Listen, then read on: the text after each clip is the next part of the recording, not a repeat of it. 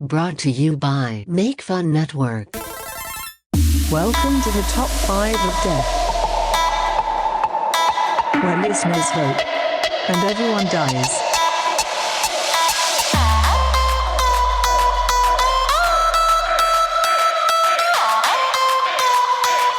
Listen and die.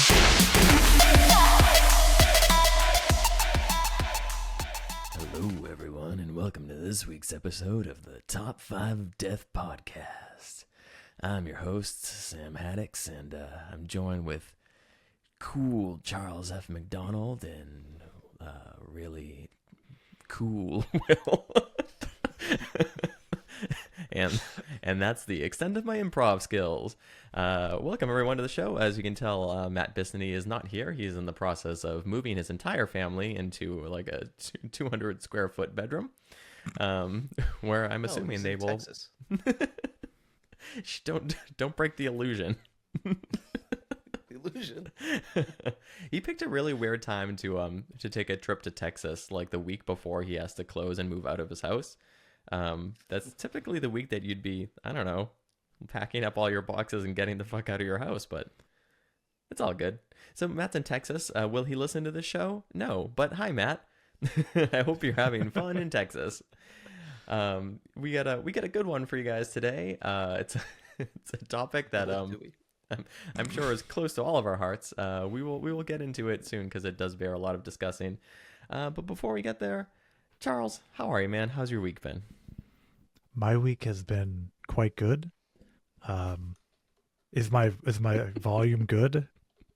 Easy to listen to, relaxed. It's smooth, baby. Smooth. I'm doing my best NPR voice today, not because political reasons, but for the fact that apparently I was going fucking wild last week on the mic. You know what, Charles? This is working for me. Maybe we'll do the whole podcast all in this sort of voice. Yeah. I can say I've had a pretty good week. I just finished a D&D session an hour ago, so that was fun. Yeah. I had a lot of... How long is this D&D campaign? I don't know anything about how this works. So, all right, I'm going to just return to my talking voice because I can't manage that the whole time. This campaign, technically, it was supposed to be like a year. That's all it was supposed to be. We started it in 2022, 23, I think. Okay. The downside is since there's 5 of us, at one point, one of the guys lived over in the UK. And then he moved back here, and now our dungeon master, the guy who's in charge of it, he now lives in Hawaii. So we're currently wrapping it up now, but this was supposed to be like a real quick, like short session, and now it's turned into this whole thing. It is still not the longest campaign I've done. That eclipsed every week, every Sunday for like 4 hours since it started, actually before Top 5 stopped. And then it ended in 2022. So I think it was almost 4 years long. What do you do when you're done? Does everyone just like look at each other and be like, well, see ya? Basically, I only talked to like one of the other. This. God, it's about time. That's why you gotta watch YouTube, folks. That's right. But yeah, I like talked to one person from that still, and they're actually coming to my wedding. Because I met them, a whole group of people online, and got each other through like COVID lockdown and shit. So it's real cool. Will we be able to recognize them because they'll be dressed like a mage? Like maybe Mage B. Mage B, yeah. And then also, is the current people on your crew in London and Hawaii at the same time? Is that a 12-hour difference? No, not anymore. So once the other guy moved back from the UK, then our DM moved. Okay. So it was just a horrible timing. So, but we're not full on murder hobos where we go through every campaign, where we go through every situation. We're like, well, I guess we're murdering people now. So, but we are pretty close. Well, one day I'll have to try to understand how that game works. I would love to play it. I just don't want to call one of my friends my dungeon master. Or DM. That's why you call him your DM. Still weird. So, Is But the yeah. term dungeon daddy acceptable? oh, Sam, Now it's I'm in. acceptable. All right. Oh. We're going back to deep NPR voice. Dungeon Daddy is acceptable. I have a friend that has a Dungeons and Dragons like TV show on like public access. What? And you It's haven't impressive. It's you haven't honest. said like, oh, you should get my buddy on this. I I do mean, character work. I'll sit down and watch an episode of that to support him, but then Mhm. other than that, I'm just like, I don't understand. I don't understand what's going on. Why there are no rules, but also all the rules in the world. Like How why- also how long are there like shows? I think they're like an hour each, and there's I don't know 8 or 9 of them or something. I think that's the problem is like because like Critical Role does it, and then so does Dimension 20 is another one, and then this other group, Legend of Evantris. The problem is each of those episodes is like 2 to 4 hours long, Oh, and sometimes yes, it is just all voice actors playing D&D, and that's it. So the best content that comes out of that are like YouTube shorts. That's really it. So all right. Huh. If anyone out there, any fun butts know how to explain Dungeons and Dragons to me, write me in the Discord. Tell me what's well, up.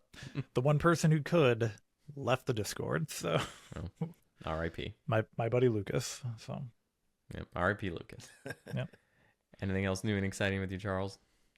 I mean, we can move on to Will, and then I can come back and I can talk about music. So All right, we're in let's a good do time, it. yeah. William. Right now. How are you, sir? I hate music. What are you, Shredder from the live action Teenage Mutant Ninja Turtles?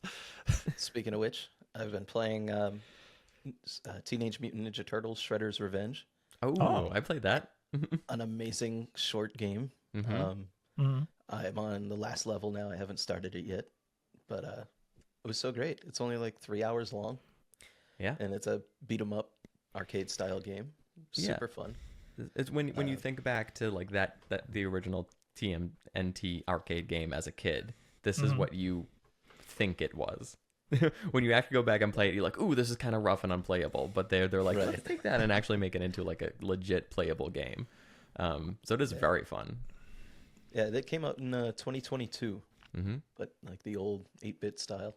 Very fun game. Highly recommend. good. You can play co-op too, so anybody wants to do the arcade mode, hit me up.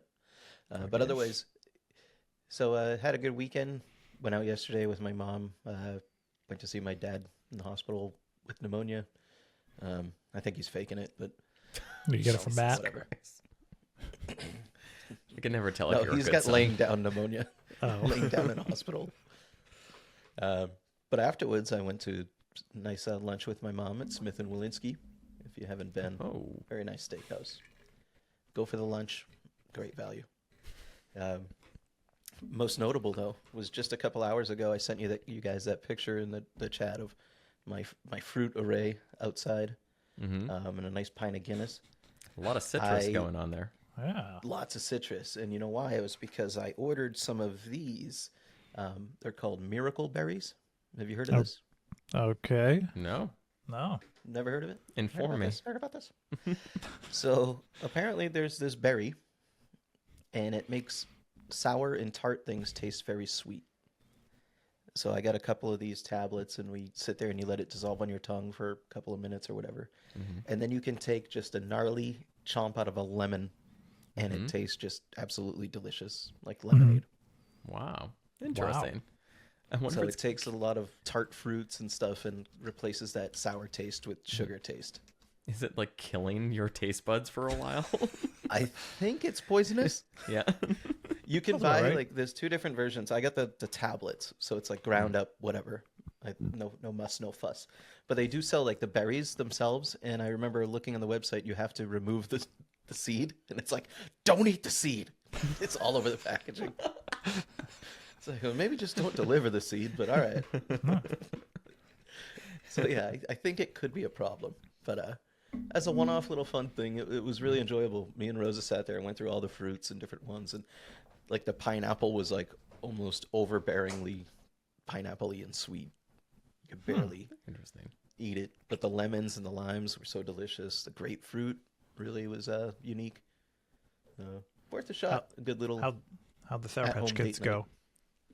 What's that? How'd the Sour Patch Kids go? I can see that in your photo. Oh yeah. It just took like the acidity out the first sting, Oh, so not much. But yeah. Just I eat also fucking didn't try gummy those till bears at that last. point. I think it was wearing off. Yeah. Yeah. But highly recommend. Miracle berries, and I haven't been able to say that all fucking weekend. Finally, I'm saying it right. Miracle Keep berries. calling them miracle bellies. Miracle burrs. Wow, that's a fun science experiment. I feel like we should do a This Rules This Sucks on on miracle berries. Yeah. They're a little pricey, but if you want, you can, Sam, you can come by and we'll just dissolve one between both of our tongues. Listen, sounds economical. I've still got plenty of fruit left over. Fantastic. Then we're just clutching our bellies because we just ate a whole bunch of grapefruits because suddenly they're delicious. Well, that was the problem too. I go, shit, we don't have any milk. We should probably drink some base Oh yeah. to account for this. But yeah, it's a good time. Grapefruit, very sweet. Listen, that could be a great segue into today's topic, but we're gonna we're gonna hold I'm all off. about 'cause- early segues. Is what I'm all about. Listen, if we were trying for a quick 45-minute show, then we'll just fucking take it and run with it. But instead, I'll send it to a screeching halt and then send it back to Charles. You want to tell me about music? Oh yeah. So we talked about this last week, right? With Ghost currently releasing stuff. Mm-hmm. Like I've been on this weird roll of all the bands I listen to are just releasing shit as they go. Like Architects released an album in February. Spirit Box released an okay album in March. March this month. That was like 2 weeks ago. Ghost released an album. Sleep Token. Do you guys know who Sleep Token is? Mm-hmm. Yeah, they're another anonymous band. They're basically pop metal for the masses type thing. They're pretty talented. The drummer's fucking wild on that. But they announced new album, new things. And then I was like, oh, this is great. Every band I listen to is releasing good shit. Chappell Roan puts out a new song. Mm-hmm. What do you think? It's fucking terrible. It's not a terrible song. It's a great pop song, but it is a country song. It's a country song just to be one though. Like she could have released that as her own style of pop music that she has and it would have been probably great. This is just a shitty wants to be Shania Twain 1990s country song now. But I mean, listen, I don't like country music. It's just not my thing. Mm-hmm. But I can appreciate a good song as far as its structure and its melody and all that stuff. And I do think it's funny we don't have enough lesbian country songs. So I don't want to get Big political burly about this. woman slapping Yeah. meat. I think it's only country because of that. That's the only reason I think it is that. She's like, I'm a lesbian. I'm going to release a country song. You know what? Her fans probably fucking eat it up. It's great. This song's probably going to open up the doors for people to want to get in the country, and they're going to be disappointed because that's not what a lot of country music is even close to anymore. Mm-hmm. But I felt like it was just they were like, oh, well, Shabuzi brought country music to pop. Beyonce decided to try country music and failed mainstream, but the artists at the Grammys loved it. And then Post Malone was like, oh, I'm going to do this the right way and knock it out of the park. So they were like, oh, I'm going to do a country song. And it's fine. It's fine. It's as fine as a country song can be, in my opinion. I don't know that there's a country song that I listen to would be like, this is great, especially a pop country song. They'd be like, this is great and a real piece of art. And I think this is right up there with any of that stuff. Yeah, it's just not. It's not what her sound. I feel like it's just it just felt made to be made. Sure. Yeah, and we already had a taste of this. It came out on SNL months ago. They're all just ripping off Tex Hooper and his album in 2006 when he invented country gay. What? I'm unfamiliar with I this. went down in my gay country history. Well, it would be if you listened to the 2006 album "Ridiculous" by Norm Macdonald. All right, I can do that. You don't have to push me to listen to that. Oh, that's a staple. Trust me.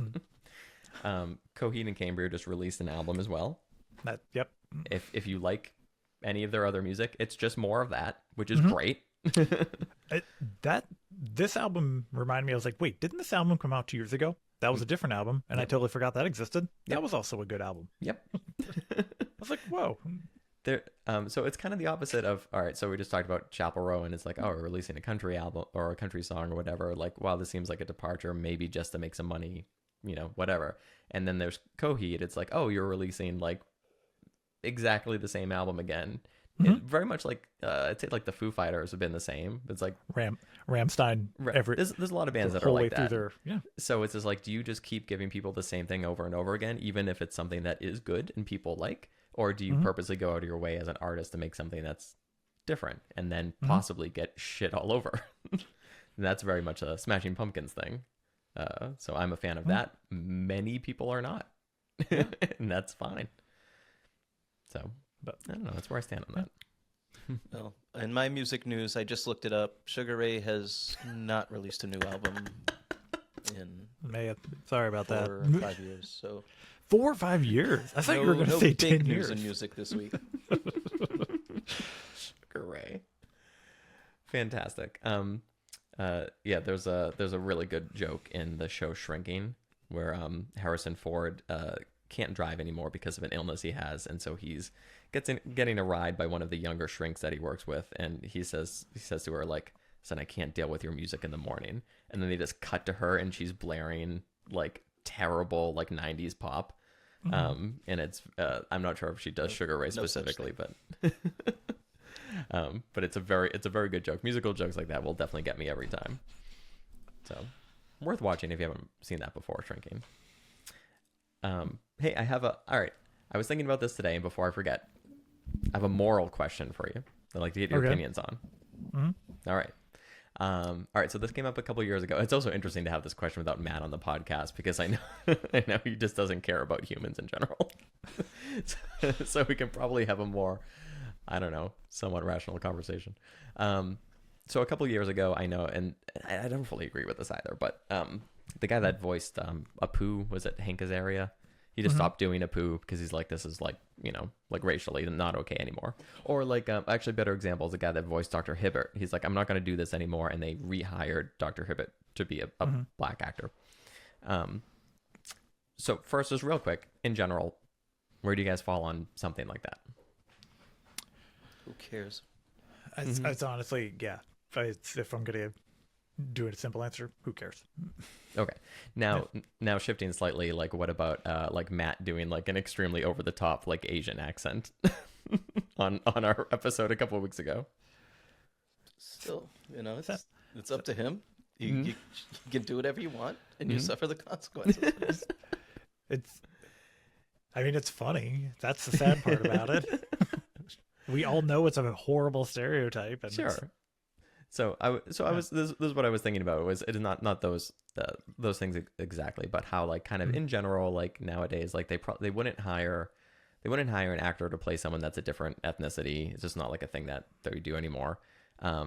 Except for I've been listening to an audiobook recently. I've been listening to I've read this book before, but it's 11/22/63 by Stephen King, where the guy goes back in time to try to stop the JFK assassination. It's a great book. But I've been listening to the audiobook of it, and there's this, like, with audiobooks, there's only one person that narrates an audiobook.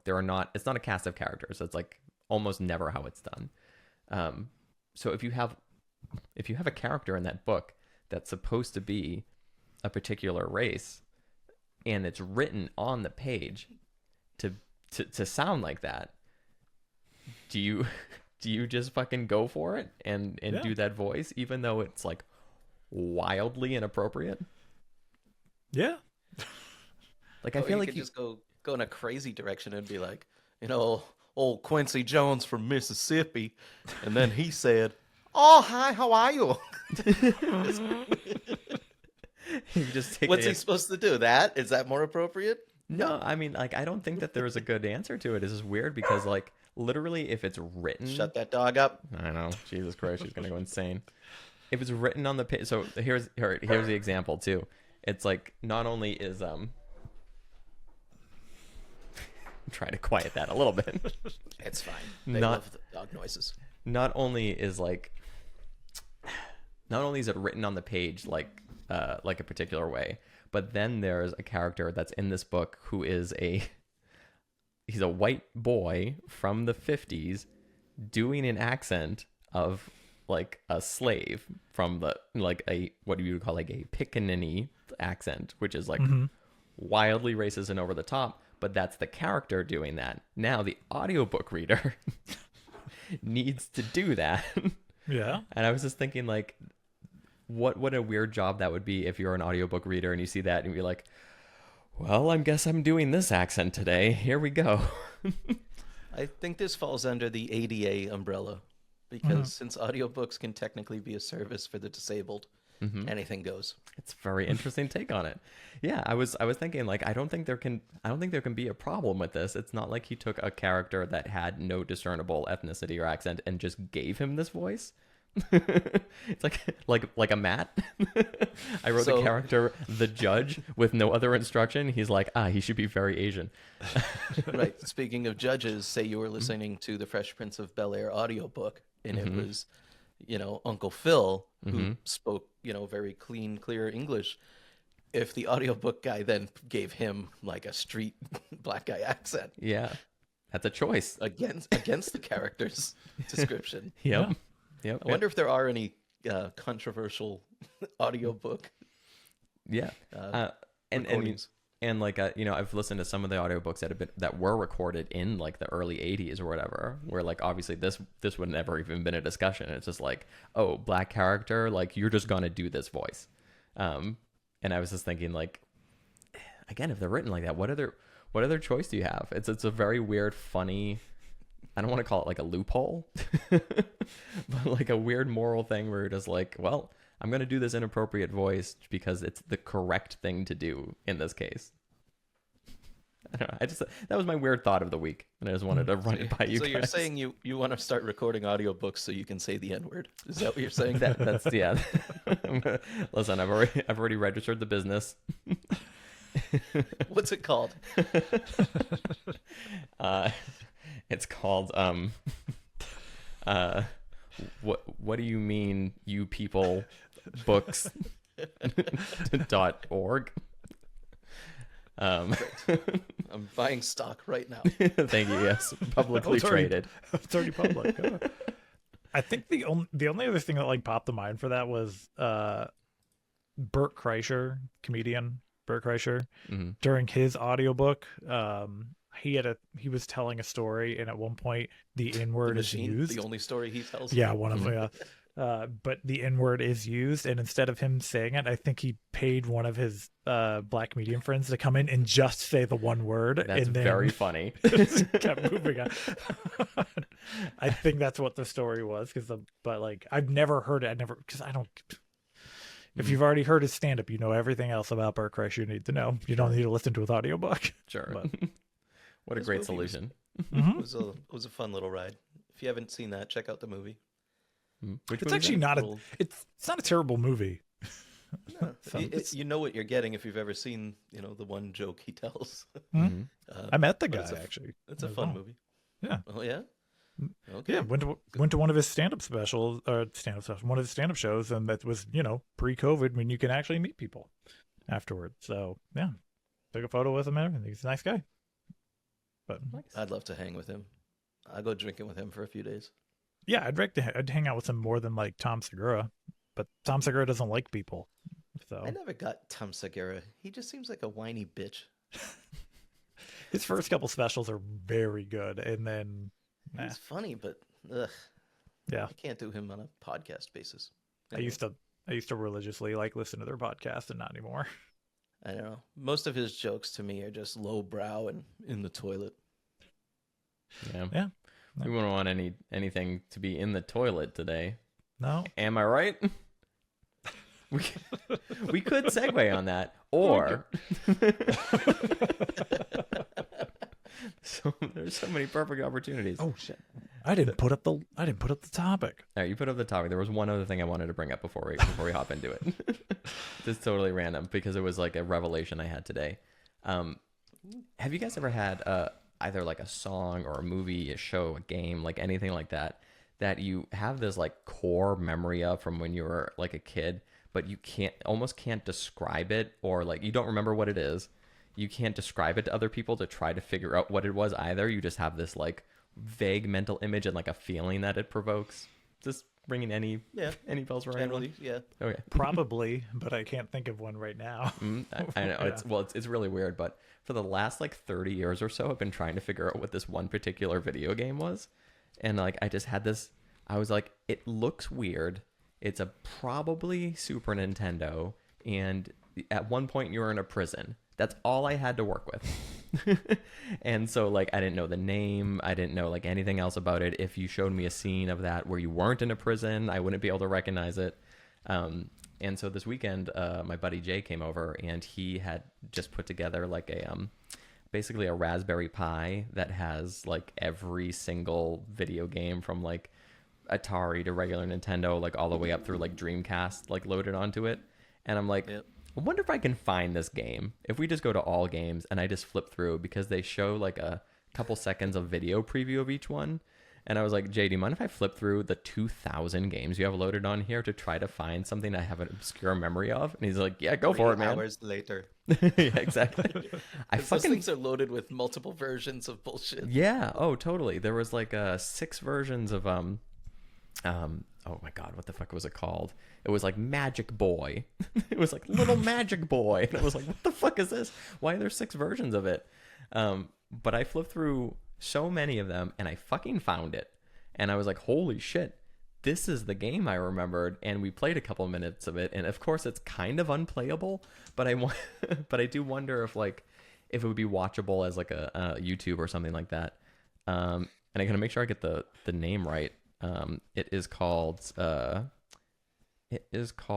Another World, and it was for Super Nintendo. And have either of you guys played Inside? Well, I mean, I only this play come up video before? games inside, in my office. I've never taken my computer You or my PlayStation outside. Son of a bitch. Not even my Switch. It's probably come up before because yeah, this like the game Inside is definitely it's like a perfect game. It's like really simple. Anyone can play it, but it's like it's incredible and special. And looking back in this, I'm like, oh shit, this is kind of like, I feel like it's probably the inspiration for it. It's like weirdly for a Super Nintendo game, like very weirdly like cinematic. It's a 2D side scrolling, like kind of puzzle, kind of action game. But it's really fucking bizarre looking. Like your character has no face.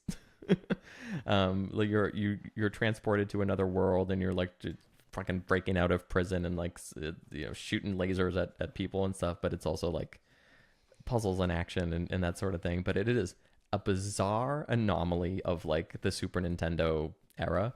And for anyone that has no idea what I'm talking about, just give it like a quick Google or like look it up on YouTube. You can see a couple minutes of it. It's really fucking weird, and I'm very curious now. It's probably like available as like a download somewhere, maybe for the Switch or something like that. I'm very curious if it like could potentially stand up with like a couple plays. There's a Switch game called Another World. Yeah, that's the title. Yeah. Well, do you mean there's Out of This World for Super Nintendo? Say that one more time. I think I cut out. Out of This World? Not Out of This World. It's called Another World. 1991. That's the year. Yeah. Well, because when I searched for Another World, it just pulled up the Switch version. That's why I was like, is this the same game? And then Out of This World popped up. Yeah. Anywho, yeah. So that was just a breakthrough on my end today. I was like, I can't believe it's real. The memory I have is actually based in some sort of fact. Because this is definitely a memory from probably 1992 or 3 that I'm trying to access. I don't know if it's the same. As hell. It's very satisfying. Oh my god, it's hard to describe. I don't know if it's the same game, but there is Another World on Switch for $10, released in 2018. Yeah, I'm wondering if it's a port of it. That reminds me looks of kind of updated. you know that song that the song that goes, mm-hmm, hem. No, You know that song? Mm-hmm, hem. No? I don't know. Anybody? Famous episode of Home Improvement where that's all Al Bundy. All he had was that, and the whole episode was him trying to find out the song, and finally he does. What was this? Was this Married with Children or Home Improvement? I'm sorry. Yes, Married with Children. Thank Okay. That's you. great. I did say Al. It's exactly that feeling.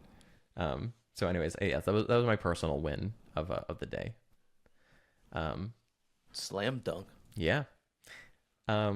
So we get some business to take care of before we start talking about poop.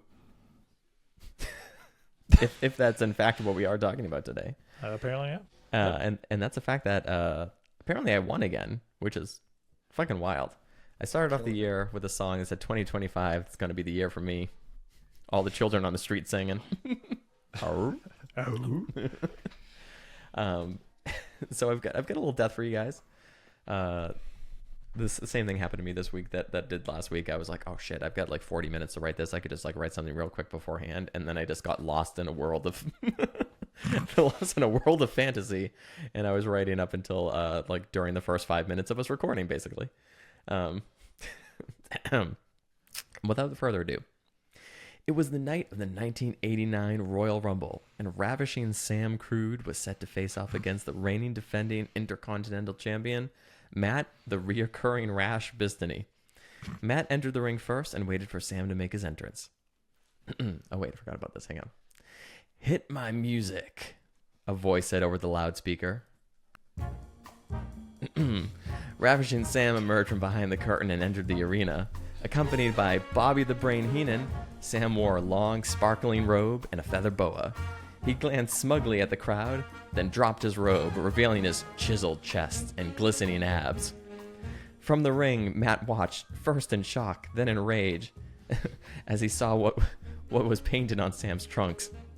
Directly on the front of the trunks was an extremely vivid, airbrushed portrait of one Megan Bistany, Matt's very own wife. The portrait would have been considered almost photorealistic if not for one odd detail. Megan's nose, normally that of the cute button variety, was extremely, and I mean extremely, long.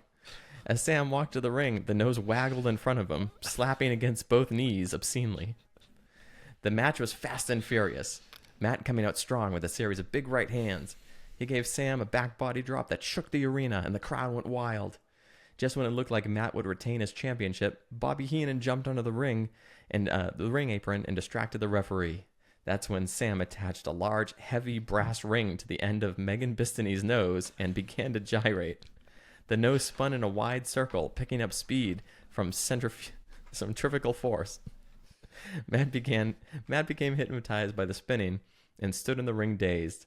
With the ref still distracted, Sam turned the angle of the spinning nose until it connected with the underside of Matt's chin with such force that it sent his head flying off his body and into section 310 of the arena. Matt's corpse collapsed on the canvas where Sam covered him for the 1-2-3, becoming Intercontinental Champion.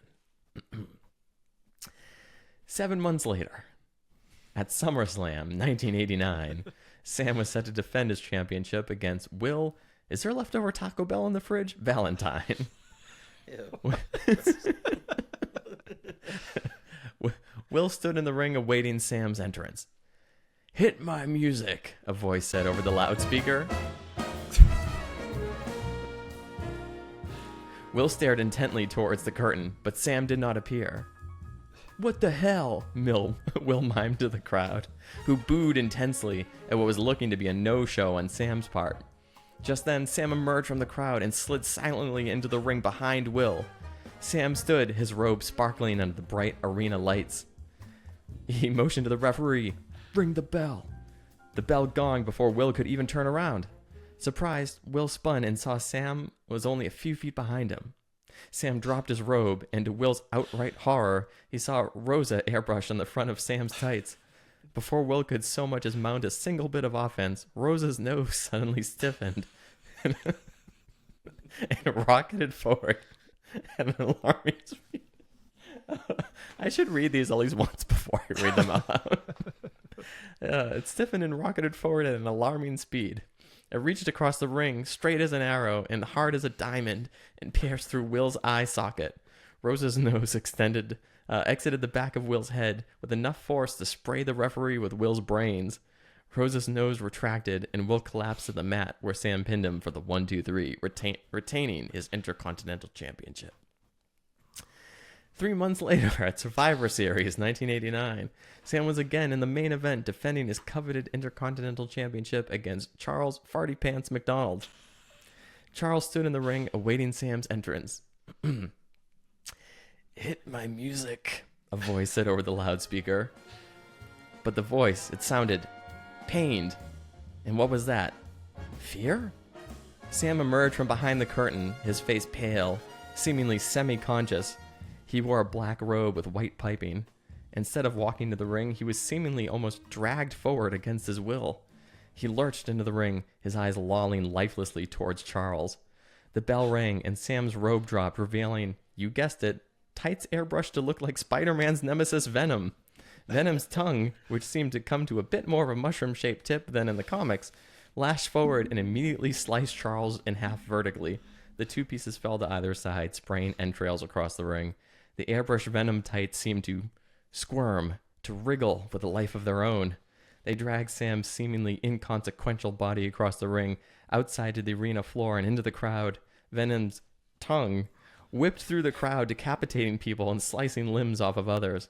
Then something really outrageous began to happen. The deceased across the arena began to rise, writhing and squirming with the same black and white wriggling substance from Sam's trunks. The newly risen creatures began to turn on the rest of the crowd, first killing, then seeming to merge and turn them into an army of symbiotes. It began to grow exponentially, threatening not just the arena, but the entire world. Above the chaos and confusion, the world was left with one major question, which I will answer for you now. Yes, it was a penis. And that's how he died. Not much coming up Willhouse there. Nope. And apologies to Megan, Rosa, and even Jess for being left out. She appreciates it. Oh, goodness. All right. What in the good Christ are we talking about today? Who wants to explain this week's episode? Because I don't know if I can. I honestly, we picked top 5 worst bathroom experiences. And my question is, do y'all have stories or... all right. So not to step on anyone's picks, I struggled to pick anything that wasn't just like I had a really bad shit. So we'll see. I had to include at least one story that I was in a bathroom for, but maybe didn't experience internally myself. We'll see. How about you guys? Yeah, I have a couple of, just general bad experiences. If they had a Yelp review, I could leave some stars on it. And then, yes, I do have some shit on here. And then, yeah. You Yelp review bathrooms? I do now. You gotta find some things to do, man. Yep. No, I struggle too a little bit. Bathroom mishaps are, you might be surprised, not my forte. But I was able to put something together here that I think is interesting, without being overly disgusting. Yeah. I was just like, I'm curious if this is just going to be an episode of just like this really gnarly shit once. It was fucking gross. Anyways, that's my number 5. It was out of the water, kid. Yeah. Out of the water.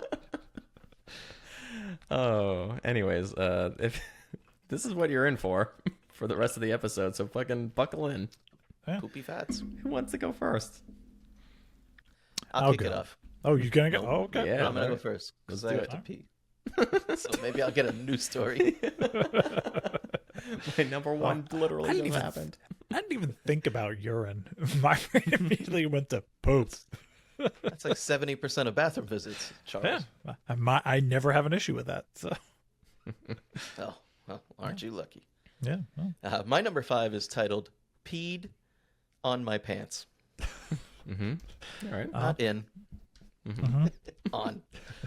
And I was at work, and I'm not sure which workplace I was at, but sitting on a normal commercial toilet, and I was peeing, and you know how some days, post coitus, you have a little wrinkle, you have a little deflection, you have a little misaim, whatever it was.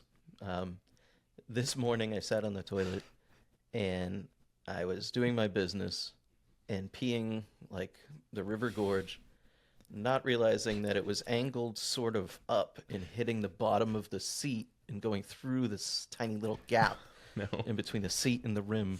And I was just peeing all over my pants that were around my ankles and the floor of the bathroom. My whole load before I realized it. This just reminded me that has happened to me.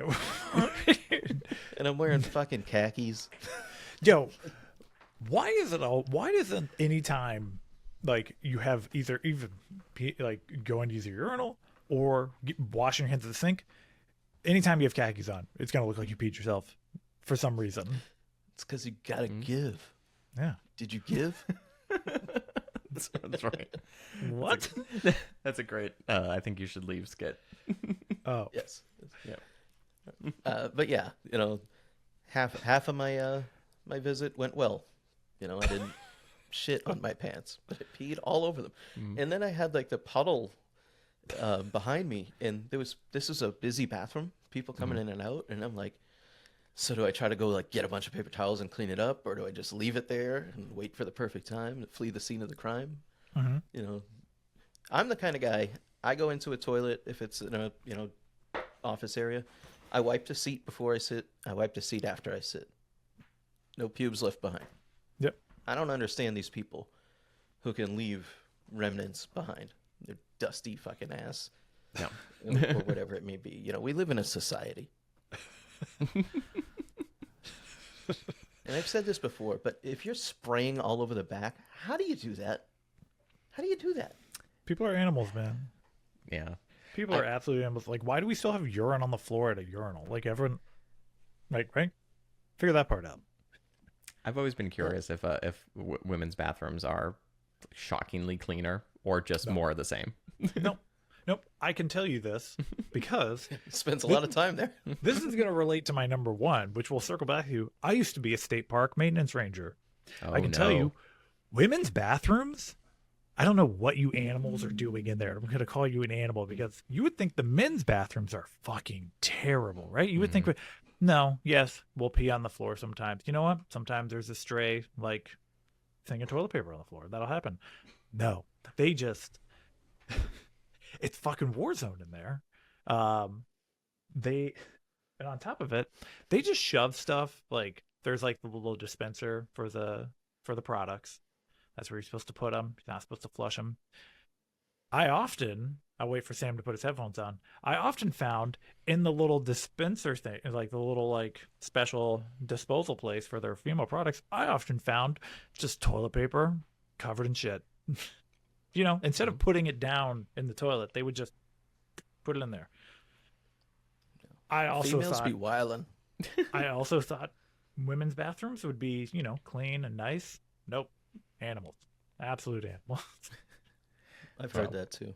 Well, that's the official call then. And yeah, state parks make sense every time. Like we've obviously traveled like a lot, over the last year, and there's been a lot of stops at urinals like that, and it's always it's always a fucking trip. It's gonna get so much worse because we are losing park rangers. And just to prove a point, I have a new shirt. It says I can fully buy the shirt up with it. It says "Don't shirt on me." Get the national park color. Oh, very nice. The way that your shirt wrinkles, it just looked like it said "Don't read on me." Don't read. It's an anti-literacy shirt. The famous Metallica song "Don't Read on Me." So now that Matt's not here, I can wear the shirt and keep, So Will, to wrap up your number 5, what was the solution for exiting the bathroom and not? So normally at the job that I was at, like I'm kind of behind the curtains anyway, so I just hid in the laboratory I worked in the whole day. It was dry. Yep. Went to lunch, no problem. Well, the whole day is shot. Yeah, it was tough. No matter how many times you pat with paper towels, it's just you're gonna sit there in your pee pants. Little pee pants. Sorry, guys. Well, Give me 30 seconds. Be right back. Was it a big stain or is just a little? Why couldn't you Well- just like splash more water onto yourself? Just go full wet, Just fucking go for like, oh no! swashbuckling around the pharmaceutical company. Yeah. Hey, what's going on? gotta Hey, commit. morning, Barbara. Better spill some coffee on yourself. One of the Janitor two. following me with a mop. Yeah. Gotta commit, man. All right, sorry. Both dogs are really needy tonight. But yeah, peed on my pants. All right. Sucks. Oh, hi, kiddo. And we get a visitor. Oh, Hey, Sam. Hang on. There we go. Listen, if you're... oh, look at that! me, Joshua. Look at that gentleman. Look at him. Yep, Mr. 13 and a half. Hi, Whoa. kiddo. Whoa. What are you going to do? Are you going to lay down here? That's very exciting. Okay, you can stay here. Wow, look at those weights, Sam. What, my 10-pound weights? Yeah. Listen, you can get a real pump with those things. How come they're glittered? Listen, don't ask silly questions. Fantastic. All right. Charles, you're number 5? Number 5. I'll go. My number 5, I've titled The Poop Loop. Oh, did you guys know I like to go and run races? Did you know that? I've Did heard. you know sometimes these loops are a little too long? I was doing a thing called the Ragnar Relay on the trail relay. You know, you run there's a couple different loops, you run certain lengths. I was the best runner on the team, so I took the longest length first. I tried to go to the bathroom before I left, couldn't go. 8 miles deep into the woods, I had to go. I can tell you, I ran off into the deep forest, and I can tell you, I've never been so uncomfortable running in tights without underwear on. 'Cause I never came back with that pair of underwear. Somewhere out there in the forests around Lake Wawayanda, New Jersey, there's a pair of blue and black underwear out amongst the bushes. Now, during this race, like, how many other people might be crossing your path, and how far good off did amount. you have to go? Too many people. I had to go probably a good 100 yards off into the woods because this is also in the fall. So there's not a lot of coverage to like hide amongst the trees. So was there good foliage then? Oh yeah, but not ones I will trust to wipe my own ass with. Okay. Because I don't know if you guys have ever had poison ivy, but I'm not risking that. I have had poison ivy many times. I'm not risking that on my ass. Yeah. So yeah, I wiped myself with my own underwear and I left them out there. That's a risk.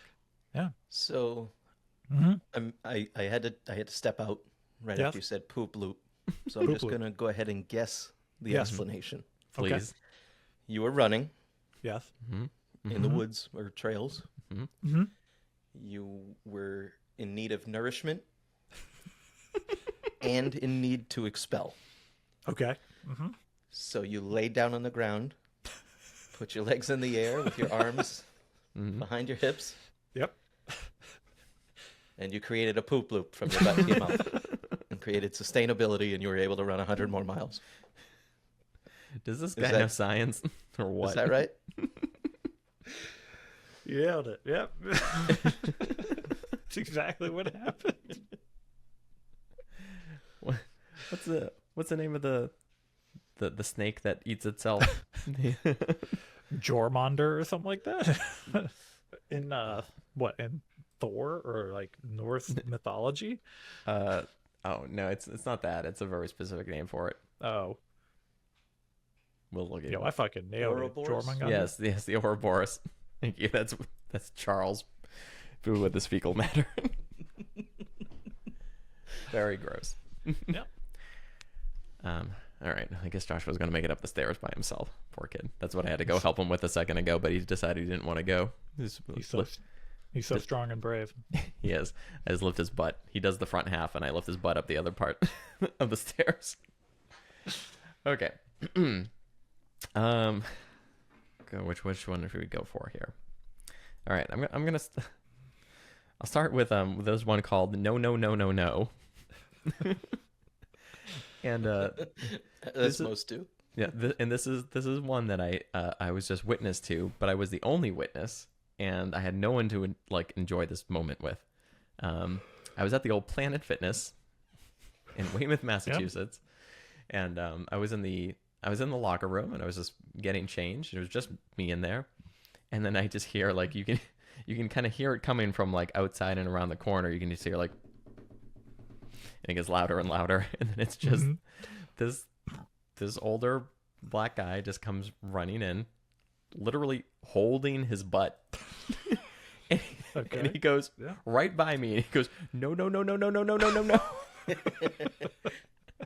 And runs towards either the shower or the bathroom stall. I'm not sure which, but I was the only one to witness it. I looked around, I was like, no one else for that? Come on, this is the fucking funniest thing that's ever happened to me.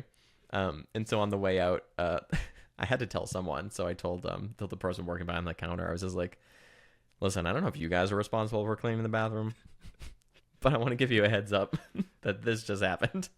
Something catastrophic might be going on. I can't tell you any of the details except that it involved an older man holding his butt and yelling, no, no, no, no, no. So what Planet Fitness needs to install is the kerplunk alarm. That thing would be going off very often. That's my number 5. It's a short one. It was very funny. I love that. I'll throw out honorable mention that only Matt Pistony would get is Jules in the bathroom. We'll just leave it at that. Okay. Similar story. I love Jules. All right. My number 4. Do it. So I kind of strayed a little bit and got off track when I was thinking bathroom experiences rather than worst bathroom experiences. Oh, yeah. And this is the only one that kind of falls outside of that, but it's close to home. And this one is called Adam in the Fourth Iron Outhouse. Oh, I like it. All right, buckle in. My late friend, Adam Krebs, great guy, who used to go camping every year up at Fourth Iron in Bartlett, New Hampshire, a little state park. We hike in, we bring in way too much shit and stay there for like 4 or 5 days at a time. Lived like nomads. It was beautiful. We did that for, I don't know, nearly 20 years. And one year we were up there, and Adam was one of these guys who took camping seriously, had all the equipment, everything you could ever, need or want just to survive in a third of a mile from the highway. we weren't naked and afraid by any means. But this campground has like a decent, a nice outhouse. I don't think there's much fancier outhouses out there than this, but it's better than just shitting in the woods.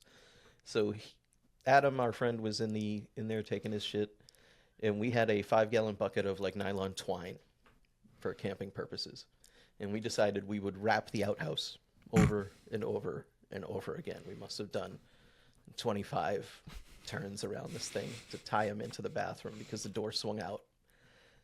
So we're sitting there laughing our ass off, and he has to know something's up because he can hear our feet scuffling in the gravel. Mm-hmm. And we think we got him. He's trapped in the bathroom until we let him out. Except he finishes his business. He opens the door, realizes what's going on. The door closes again. The door opens again with a little bit of force, just enough to crack it this much. Mm-hmm. And then out comes like an 8-inch Bowie knife, and he just cuts all the strands. Pushes the door open and walks out and puts his knife in his holster. It's just like, hey, what's up, guys? It's almost like he suspected that perhaps something like that could happen. Who shits with an 8-inch knife on him? But it was just such an iconic moment to see it. As you could almost hear the twang of each string as he cut him. Like it was no fucking deal. And we were all so defeated. But memory forever. Yeah. that's a good prank. And listen, if you ever wind up going camping in Bartlett again, you know who lives up there? Bears? No, it's Doug. Doug lives up there. Ooh, Twinks too? Yep. Bears and Twinks. Bears and Twinks. So yeah, your number one fan Will's coming to Bartlett. I'll tell Doug. Memorial Day weekend every year. Sick. Oh, it's like, dude. All right, very nice. Number 4, and Charles. Yeah. My number 4 is called the Duncan Intruder. Okay. So many ways that could go. Yes, it could. So I was driving back from a race in Vermont. And sometimes if you're driving from a rural area, there's usually not a lot of places you want to stop to go to the bathroom. But there was always this one Dunkin' Donuts that was like, this is the first sign of civilization. I had to take a shit. Went in there. It's one of the one person bathrooms. And I'm in the middle of just going to the bathroom. And then I hear a knock on the door. And I'm like, oh, someone's in here. Yeah, it's in there. And then this door just starts, like, the handle is just like the most violently, like, shaking, like, thing in the world. I can hear him, like, trying to hit it open, and I just start yelling. I'm like, someone's in, I'm in here right now. And it just keeps happening. Like, this person just wants to get into the bathroom. So I'm just like, well, I gotta cut this shit off. Literally just like clip it off where it is, and then quick wipe, wash the hands, and then I just yank the door open. It's this short Asian guy, and he's just like, oh, hi. And I was like, hi, door's locked, one person bathroom, like, I'm in here under your legs, like, into the stall. It's just like, I was just like, man, like, someone's in there. So I got in and left. He didn't go into the bathroom because I stopped to get coffee. He just kind of stood there. And I still don't have an answer for this mystery. That's was he jiggling the handle in Morse code? Oh, maybe. I don't know. But I've never felt like I was about to be assaulted in the bathroom before. That's a very vulnerable place to be. Pants down. It's not a very good position. So if someone comes Face in, down, ass up. Yeah.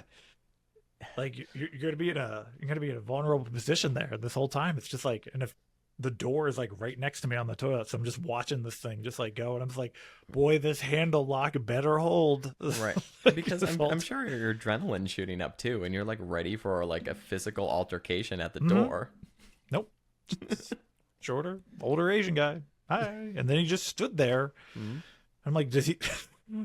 I don't know. It's gonna be one of those things where when I'm dying on my deathbed, I'm still gonna question, like, what did he want? You'll never know. I don't know. There's nothing more irritating than being in the stall doing your business, and somebody just comes and, like, boom, against the fucking door. It's like, hey, how about like, check for feet. It's 2025. Check for feet. Everyone's perfectly acceptable Or with that. at least a gentle push. Yeah. Whenever somebody does that to me, I go, what the fuck? Like, Yeah. Well deserved as well. yeah, fuck those people. But yeah. All right. My number 4. Fabulous. All right. Oh man, I gotta push one of these off. All right, I'll try to do this in order of elaborateness. My number 4 is called the Black as Pitch. Oh, no.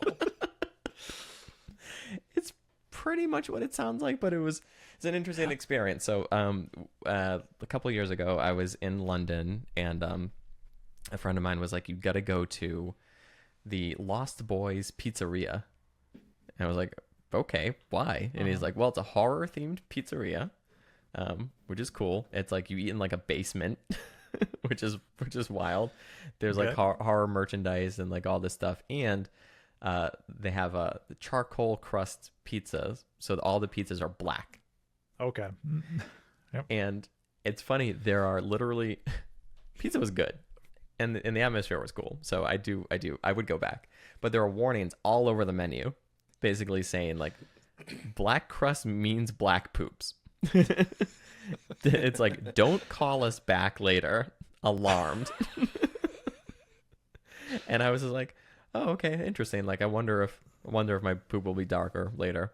And I forgot about it. You know what I mean? And so like the next day or like the next morning or something like that, you know, just doing my business, I just get up, and then it's just one of those things where you look in the toilet and you go, and you're like, what the fuck? Oh yeah. Because Everything's normal. Yeah, because they weren't kidding. Solid black, like not just dark, not dark brown, but like obsidian, the black of space. Black, like what is Nibbler shit? He shits like a Dark space matter. dark matter space fuel. Mm-hmm. It was that, but I just think it was funny that, like, listen, they warned you about this. It's right on the menu. It's the only menu I can think of that includes information about your future poops. And I'll never forget the blackest shit I've ever had. It reminds me of that. There's a whole Portlandia sketch about beets, where people keep calling 911. And they're like, "Oh, I have like, there's like red in my poop and stuff." It's like, "Hold on, sir, did you have beets?" And they're like, "Oh, okay, that's what it was." Like, that's immediately what I thought of. Dude, if you've never eaten beets before, same issue. You can have the same problem. Yep. I eat a lot of beets just so I can live in denial. Like, everything's fine, I swear. Yeah, it's fine. This is how poop's supposed to look. It's supposed By to the be a way, little red. fuck Portlandia. Yeah. You didn't like So that up their show? own ass. No. Oh, Fred that's pretty Armisen is like 10% hit rate. What? I think that man's got incredible comedic timing. He's very talented. Yeah. I'm not going to deny that. But funny? I never watched enough of the show, but I do enjoy Fred Armisen. Mhm. Especially He's good just in- him playing drums for Devo for no reason. Oh, yeah. He's good His in- drum album. Mhm. That's Oh, pretty yeah. cool. He's good in really small batches, I think. Like that SNL bit Yeah. works really well for him. Mhm. So if you're watching a whole show and you can't take it, then yeah, that's not for you. So, Can't take it. I can't. He's like a much better version of Patton Oswalt. Ooh. How dare Yeah. you? I mean, like Patton Oswalt. I That's- also like him. I just don't think that he's like necessarily hysterical or anything. He's just enjoyable and Oh, you know, that's whatever. a smart joke. But is it funny? Yeah. Not going to make me laugh. Anyways, my number 4 is Patton Oswalt. I offended him in this fucking hipster ass culture. Coffee motherfucker. Protecting my parks. Beautiful. Where was we? Your number 3, William. My number 3 involves not just a bathroom experience, but a bathroom experience in multiple locations. Okay. And it was because of the facilities and the design. And I'll title this one the Fenway Park Troughs. Oh my God. Okay. Yep. All right. I know these troughs. Go on. You're aware. I also had these in my elementary school, Yeah. first to third grade, which are a lot less problematic Mm-hmm. because everybody was the same height. Now, what I'm talking about with these troughs is imagine a urinal that goes all the way to the floor and slightly below the floor, 3 or 4 inches into a drain. And that urinal is also as wide as the room with no dividers. Yep. This is what they had at Fenway Park when I was a kid. Mhm. So you would be attending the ball game with your dad, trying to make memories, and then go to the bathroom and be eye to eye, grown men swinging dicks, right? Because they're packing them in. You know, these adults had no fucking shame. They're all, hopped up on Miller Lite. So you just got dicks at eye level, spraying. There's always some spray back. There's so much spray back. And instead of going on like your lower torso and jeans, It's just a fine mist. angular deflections, all misted up in your little kid face. Got peed on by a bunch of drunk Bostonians. Like I said, I had this in elementary school too, but in elementary school it was more fun because it wasn't so crowded, and we could just go from one end to the other and pee, like side strafing the whole way. So it had its benefits. There was less alcohol involved. A little less alcohol, a little more tater tots. But yeah, the Fenway Park urinal troughs back in the day were basically inhumane. You should not have allowed children in there. No, do they not have those anymore? No, they're No? long Alright. gone. Unless there's like one bathroom in the bleacher section. Yeah. But I don't think they exist anymore. It's been probably Completely 3 or 4 years. unsanitary. It's been a little while since I've been there, but I wouldn't be at all surprised if they were still there. That just seems exactly the type of like old school Boston thing that would still be. Why, now that you're a big adult, you want to go show your stuff? Give a kid an involuntary golden shower, you know. Sam's standing in line going, no, you go. You can go ahead of me. Go ahead of me. I'm waiting. I'm waiting for a spot. Dude, and unless I have to, or like I will not use a urinal because of how much spray back there may or may not be, depending on the urinal, like the shape of it, the model of it, anything like that. Some of them are fine, and others, like if I'm wearing shorts, I'm just like, fuck, I gotta wash my shins after this. This sucks. Oh my god. Yeah, gross. I would love to see you in a fucking bathroom, just toweling down your shins. Everything all right, brother? Yeah. Goddamn blowback. Hey, at least you got a strong stream, right? Yeah. Yeah, yep. I remember on that camping trip I'm talking about, I'm outside peeing one night, and I had a tent like next to my sister's tent, or next to the fire. I was peeing on a tree or something, and then I'm whizzing away as hard as I can, and then I just hear from my sister, "Hey, nice stream, brother."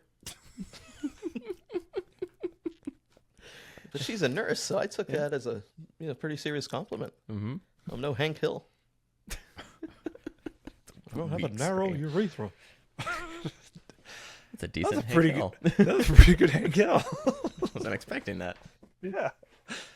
God damn it. Anyway. Yeah, I know these bathrooms well. I feel like that's the only you would only see those in like a Boston or New York, and like no newer respectable city would ever have a urinal system like that. But I know them well. It's disgusting. Yeah, He searches them out. Follow his blog. definitely like still it's the same sort of bathroom you would find in like the basement of like a church like rec center where they would do like bingo or like an AA meeting or something. And now That's that so you say weirdly that, my specific, but church- makes sense. My church had long to the floor urinals, but they were separated. There was like 3 of them. Mm-hmm. It's funny. It's The unlocked a confessionals. memory there. Confessional. Yeah. All right. Fantastic. boy. Charles, what gross Yes. story do you have for us? This one isn't like, I mean, it's not gross. I don't think it's inherently gross or funny, but this is one of the things I thought of because this is a horrible bathroom experience. And even though Jess said I probably shouldn't tell this story because but I call this one FaceTime. Mhm. And at the 2 companies I used to work at, routinely we had people, janitors come through the building, clean the bathrooms, and from time to time, a lot of the people would be on their phone, like talking with people, and so when people would do that, when the janitors would do that, come in and clean the bathrooms, I can hear them talking on their phones.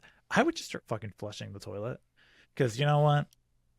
Why are you talking on the phone while you're cleaning bathrooms? Just listen to a podcast or something else. But standard routine, that and that and that.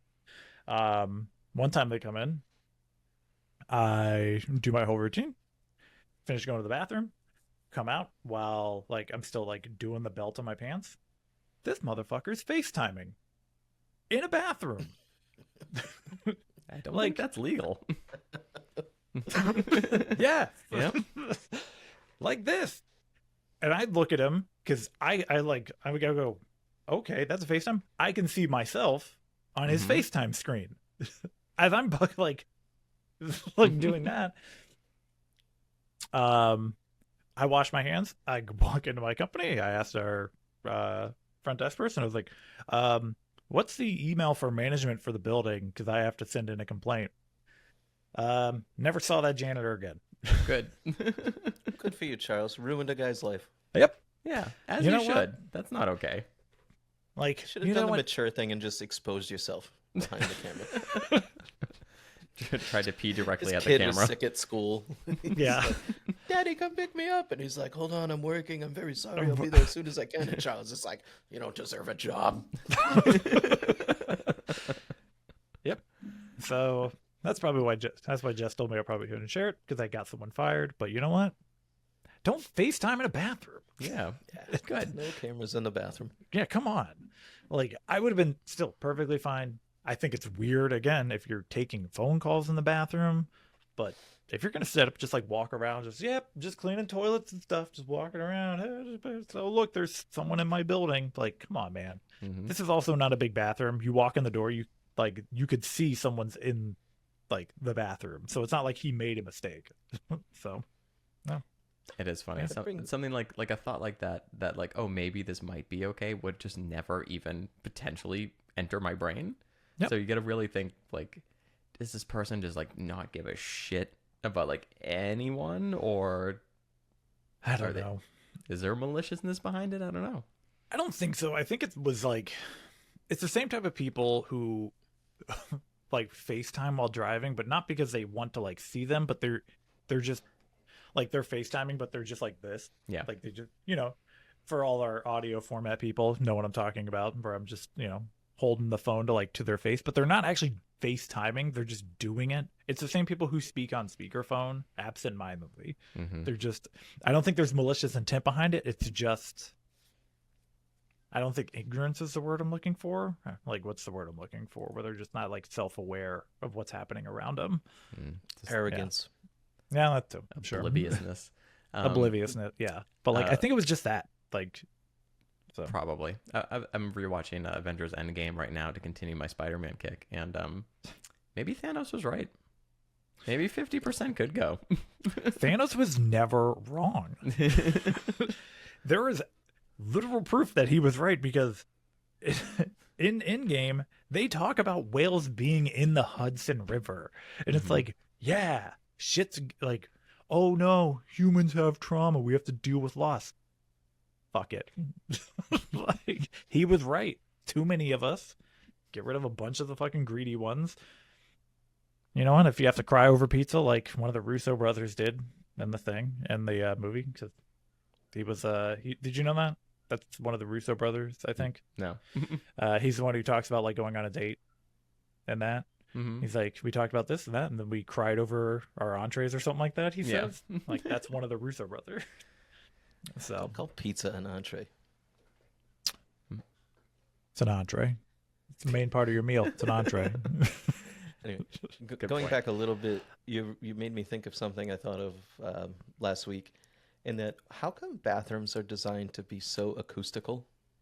It's all tile. All that It's all time. tile all and metal. porcelain, man. Yeah. Like, Yep. What the fuck? It's Can we get some? Yeah. If there was ever a time to put carpet on the walls, Where else am I going to practice my ham boning?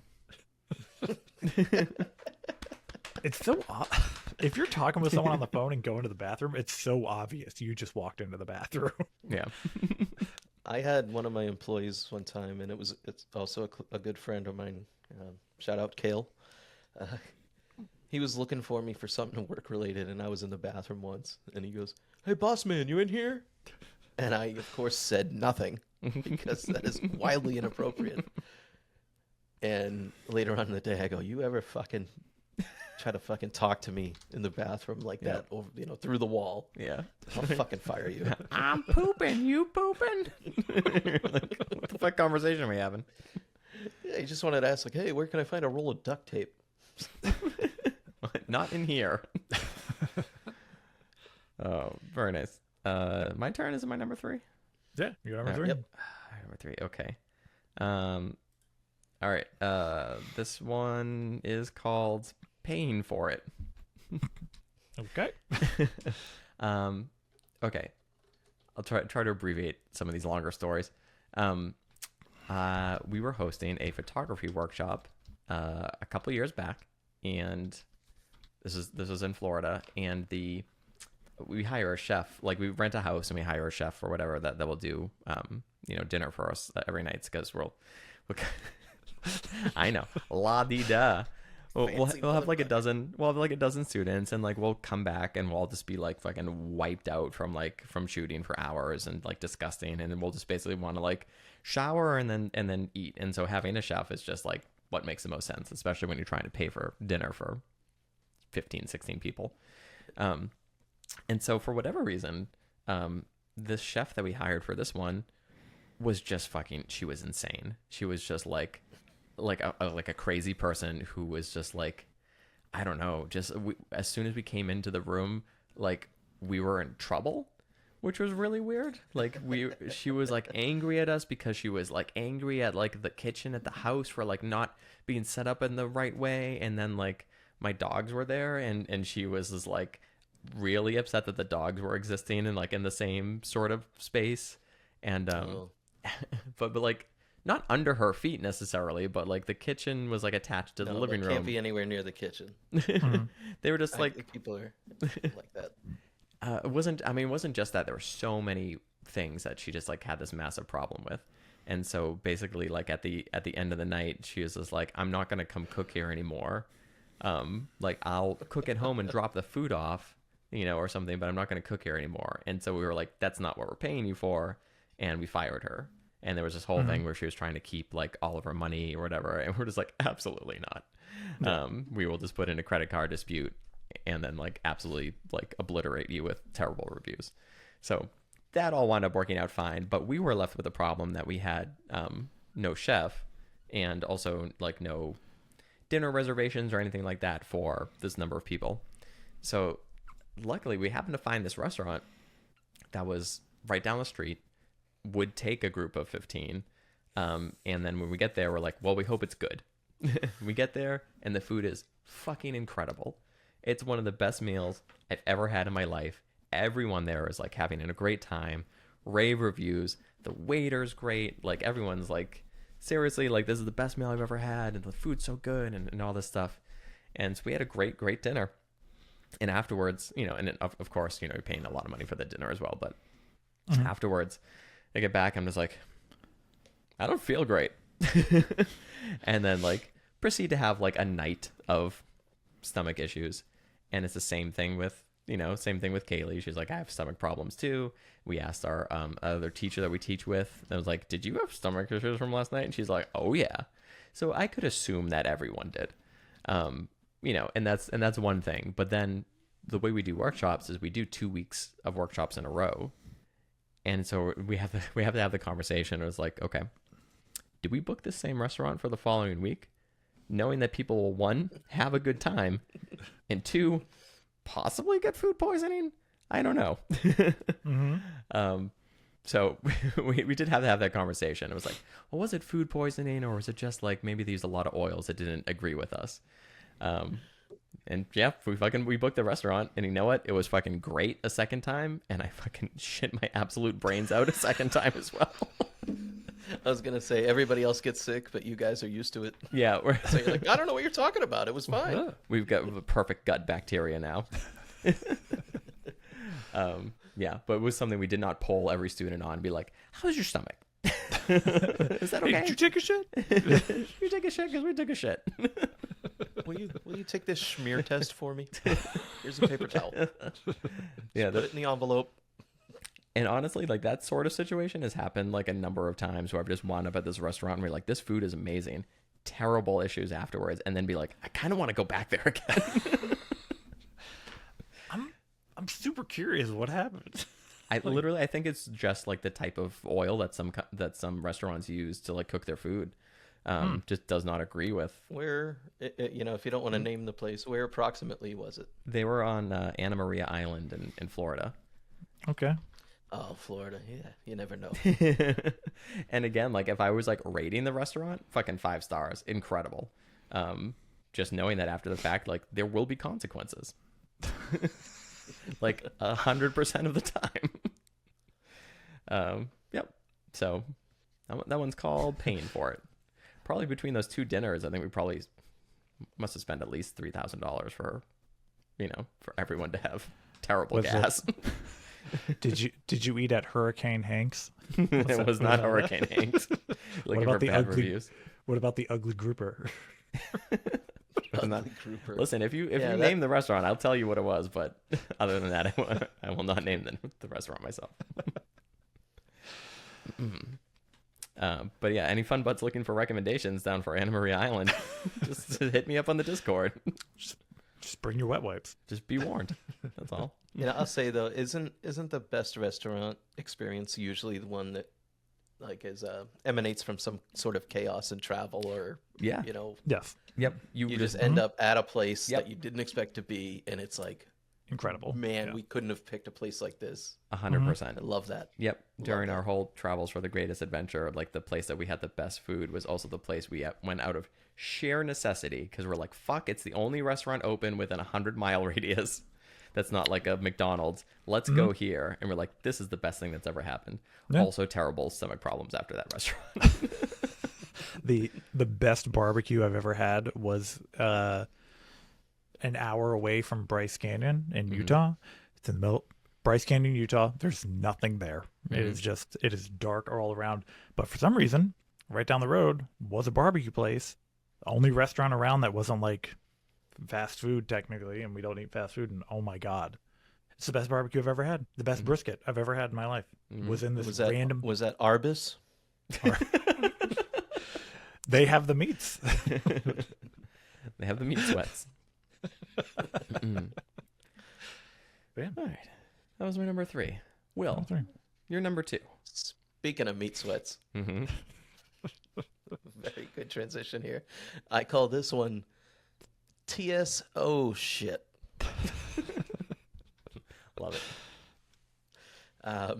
So as the title might suggest, and as Sam alluded to in the nice transition there, this story involves the Trans-Siberian Orchestra That's not what I thought it was going. and a filet mignon at a high-end steakhouse. So, I believe this place was this restaurant is no longer in business. Good, thank God.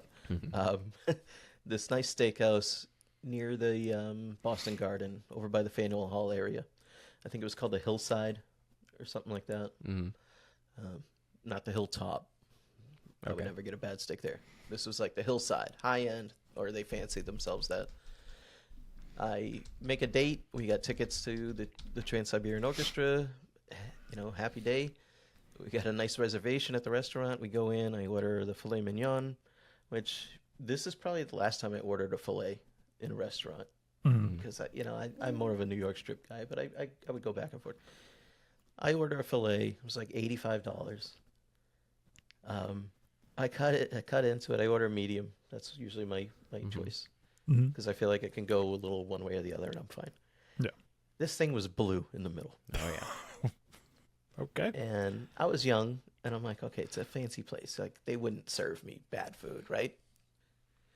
So I like eating around it a little bit, and I'm just like, my girlfriend at the time was just like, "Are you sure? Like, you're good with that?" Like, and I'm like, "Yeah, no, it's fine. That's what it's supposed to be." Like, acting like I knew. I didn't fucking know. I ate just enough of that blue shit to ruin my concert experience. Right. Go ahead, Sam. I was going to, important question. Was this a Christmas concert? Yes. Okay. It's Trans-Siberian Orchestra. Isn't that They- always Christmas? Did they do anything else? Yeah. Well, one, for people that might not know, I assumed it was, but I figured it's possible they do other things. But Oh. I could be wrong. Well, no, it was the Christmas tour, and we're sitting there in the. We had pretty good seats. I had floor seats, maybe like 18 rows back. And if you've ever been to one of these shows, production value is through the roof. It's amazing. I highly recommend it. They have like these platforms that come out over the crowd. Like I was looking straight up the guy's pant leg, basically. It's so cool, so fun. And I'm fighting the urge to go to the bathroom to shit my brains out the entire time. Usually I pretty good holding skills. Never had to shit in high school. Do a lot of kegels. Waited until I got home. So proud of that skill. Except for the one time my mom picked me up. But never mind. That's your number one, right? We'll get there. No. So I'm holding off, and finally I'm like, all right, I gotta go. And I'm like, so I get up. I'm like, hey, excuse me, go to the bathroom. before I can get there, had a little chirp on the down under. Okay. Yep. Yep. That was it. That was it, folks. Oh no.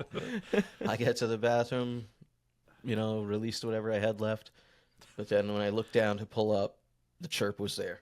Yep. Solid chirp. Sitting there, almost adorable. But, there was Single there was Hershey's not much kiss. I could do. Not much I could do at that point. I took my pants off. I took the underwear off. Stuffed them behind, in the corner. Because what else am I gonna? I'm not gonna walk out of the stall with them. Yep. And this was all during when they were playing the Christmas Eve in Sarajevo song, which is my favorite. So I missed that. Is it like a Pavlov's dog situation now, where wherever you hear that song, like your stomach starts to rumble? So that was pretty terrible. That was really, I think, the only time I've shit my pants as an adult. That's pretty good. I will say that I've been there with you when it comes to the steak thing at like a fancy restaurant. There was definitely a time where I'd be like, yeah, definitely, this is the way it's supposed to be. It's fancy. Yeah. Since then, like I've definitely also been to restaurants where I've sent a steak back like 4 times. Damn. Oh, Which- see, that's why I just do medium, because I don't want to send nothing back. That's kind of where I've landed as well. Yeah. I never order steak. That's the. I can't justify a high price steak when I see other things on the menu. Like, look at this fucking pasta, though. Like, that's how I feel about everything. Because It depends where you're at. it's also just, to me, steak is steak. You could give me an $80 cut. You could give me one $5 one from Safeway, and I'm perfectly fine between the two. So I'll take you to Smith and Walensky for lunch next time you're up. sure, $40 steak, not too pricey, but it'll change your mind. It's a date. Yeah. Yep. That's a gentleman's number 2 if there ever was one. Also, Sam, did you think this was going to be a TSA story? Because No, I heard- TSO shit. That's why I started laughing. Oh. I thought you were going to tell us a TSA story. Like, it was that time I got detained at TSA. TSA. Yep. That thought did cross my mind, but no Trans-Siberian Orchestra. I think if you needed to think of one funny band, I think they're like a decent choice. You could always just pull out Trans-Siberian Orchestra. It's just a funny experience. Incredible musicians. Amazing band. They are. They're Yeah, incredible. Why are you down? Mr. Berkeley over here, turning his nose up at Trans-Siberian Orchestra. Not turning my nose up at them, but I think if you had to improv one band name into a story, they're a funny one. No. Beautiful. Hell of a show. My number 2. Please. My number 2 is called High in Sodium. All right. Let's set the stage. This is during my weight loss, like my major weight loss, because I used to be close to 300 pounds back in like 2010. So I'm doing all these different things. Like I'm eating. I'm in the period of like trying to weight loss where I'm eating a lot of lean cuisines. Lean cuisines are high in sodium. Sounds Very gross. high in sodium. Yes. I did not diet proper way to lose weight. But anyways, I'm working at the dog daycare / boarding place I worked at for a couple of years. It's Sunday morning, which we don't have anybody who works the front desk because we're not open till 12. So it's me and the girl who works there who I have a crush on and I'm like making headway with, right? Mm-hmm. There's one bathroom in this whole facility. One bathroom. We're in the back cleaning up the dogs. I got to go to the bathroom. I go to the front. To this point, I haven't been able to go to the bathroom for 3 days. Oh, no. Yeah, that's usually a problem. Mhm. That was normal for me growing up. No, that was never my. I never a gap between days. But go to the bathroom. It's a big one. Requires a lot of. Requires breaking the seal. Go to flush. It doesn't flush. Oh, no. It backs up. Mhm. That's worse. Hold on. Can I ask you something? Yes. Are you about to tell me you're the guy that wrote the poop knife story on Reddit No, that would be that many years ago? incredible. So yeah, there's no plunger in this bathroom. Oh, I don't know where it is. thank God I've And never had that problem. Oh my God. so yeah, it's me, just me, and this girl I have a crush on. The one bathroom, can't find the plunger. So I have to do the quickest search of a whole dog facility to find where the fuck the plunger was. To find a dog you can blame this on. I wish I thought of that, but I did. My initial thought was, am I gonna have to use my hand? Because there's no way I'm telling this girl that Ugh. That this belonged to you. this belong. Who else does it belong to? Her? You did this. Can you tell me which hand you use so I don't shake it? I didn't at your use my wedding? hand. I did run around this facility trying to find the plunger. Why is the plunger in the other building where there's no bathroom? I still don't have an answer for this. I'm assuming they used it for like the water drains over there. But yes, I went screaming across like the whole facility to find it and come back and like quickly unclog it. Thank God. But I can't tell you how much anxiety I had in that moment, being like, "No, I'm good." And if you need to know, I did fairly well with this girl. So, had my first experience of living with someone, and it was awful. So, Maybe it would have been better if you saw the poop. no, I believe in learning. Okay. I learned from that experience. Yeah. So, yeah. Yeah. You know, That's high and- moral of the story, you should always know where there is a plunger at all times, just in Like, case. just have a plunger in the bathroom. Like, why would there not be one? Especially in a commercial facility where other people could use our bathroom. But why is there only I one disagree. bathroom? What? Don't bring your bowel problems to someone else's house and expect fucking top shelf service. What, you don't have? Is this your way of telling us you don't have a plunger in your bathroom? Of course I do. My plumbing's also good. You'd have to be a real asshole to clog my toilet. Challenge challenge. accepted. Time to buy Which I some guess you lean could, because I cuisine. buy nothing but the high-priced toilet paper. Yeah, same. Toilet I was paper gonna- I didn't know, and Charles, you just made your toilet paper from shit you found on the trails. no. You think I'm using fucking single ply toilet paper like a bunch of corporate assholes? By the way, my last company, a bunch of corporate assholes. Single ply toilet paper. Mm-hmm. And you make us come into the office 3 days a week. I started bringing my own wet wipes. I was that person. That'll show them. No, I'm going to have my the cleanest ass this It'll company's ever save seen. my ass. is what it'll do. Also, dude wipes are pretty great. Everyone should use them. Yep. Hey, do you think Matt will have a bidet at his new house? The one he's never opened In a for box pro? somewhere. Yeah, Yeah. a box. What do you think we'll find first, the bidet or the Xbox? Ooh, Ooh, that's a good bet. probably the bidet. We should tune in soon. We're going to be launching our own top 5 betting site. Ooh, You can Yeah. bet on what the hosts do in their daily lives. yeah. Yeah. Find it at mattbets.fart. Fantastic. My number 2? Yeah. 2? Okay. This one is called Did I Throw Up? Okay. All right. This one has the longest setup ever, so I really need to truncate it as best as possible. Yeah. We were traveling to New Zealand.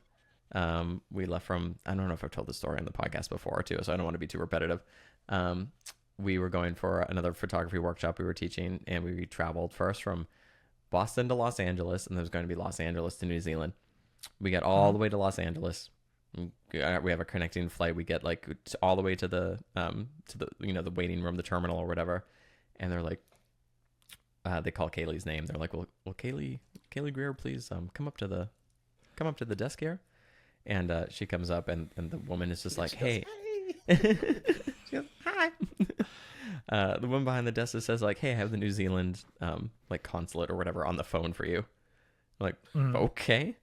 And I can see her face like change, and I'm just like, oh fuck, what the fuck terrible news is she getting right now? And it turns out that like they will randomly like research certain passengers on the flights and like just double check to see if they have like whatever permits or whatever might be required or visas. Okay. And they determined that we needed a work visa to do this workshop over there, which we did not have, which was not great news because we had people flying in from all over the world and we needed to be there to teach this thing. And so luckily the people working at the airline, they were super, super nice. And they were like, hey, look, we're going to put you up in this hotel and we'll give you a couple days to try to figure it out. And if you can get there, we'll just put you on another plane. I'm like, okay. And so then I proceed to spend the next like 3 days like on the phone with New Zealand with like the people that work in like the visa, the office or whatever. I'm like, all right, how much does this work visa cost? They're like, it's free. I'm like, wow, okay, great. How long does it take? They're like 6 weeks. Okay, what can we do to expedite it? And they're like, well, we can't make any promises, but like, so I was calling. But for $5, we can approve it in 10 minutes. So I was calling people nonstop and not sleeping and not eating and like just like trying to also reschedule all of the travel that we had booked for when we got to New Zealand because we actually had like about 2 weeks of travel booked before the workshop so we could see the country. And so I'm calling like Airbnbs and hotels and rental cars and being like, we're late, we need to do this, we need to change this.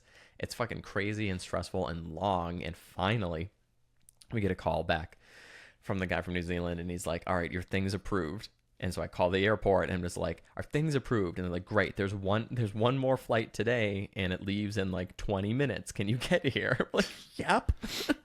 And so we go fucking racing over there, sprinting through the airport, with all of our bags and everything. It's been like the longest, most horrible, like three days ever, just trapped in a hotel, like on the phone. And we get on the plane and we sit down. We're like, holy shit, like we're on the plane. And so like that breath out, that right. And so we take off and like I fall asleep at one point and I wake up with the craziest feeling and I was like, oh, I'm going to throw up right now. Like which is normally if I had been sick in the past, like always like, oh, I have a stomach ache, I think I might need to throw up, that sort of thing. But it was just this intense. The little glands going. Oh my god! Saliva in your mouth. Oh. It was so intense and so immediate. My whole body was like flush, and so it basically like I just like flew up from my seat and like started to like sprint down the hallway towards the bathroom. And there's this woman who is like clawing the seats. I'm more or less. There's this woman that's coming from the other direction, and the bathroom's in the middle, and like. She opens the door, sees me, and then goes in the bathroom and closes it. And it was the only bathroom. And I like had this 1 millisecond of panic and then nothing. And then I wake up looking up and I'm like, I have no idea where I was or what happened. And apparently I fainted. I completely passed out. Never passed out my entire life.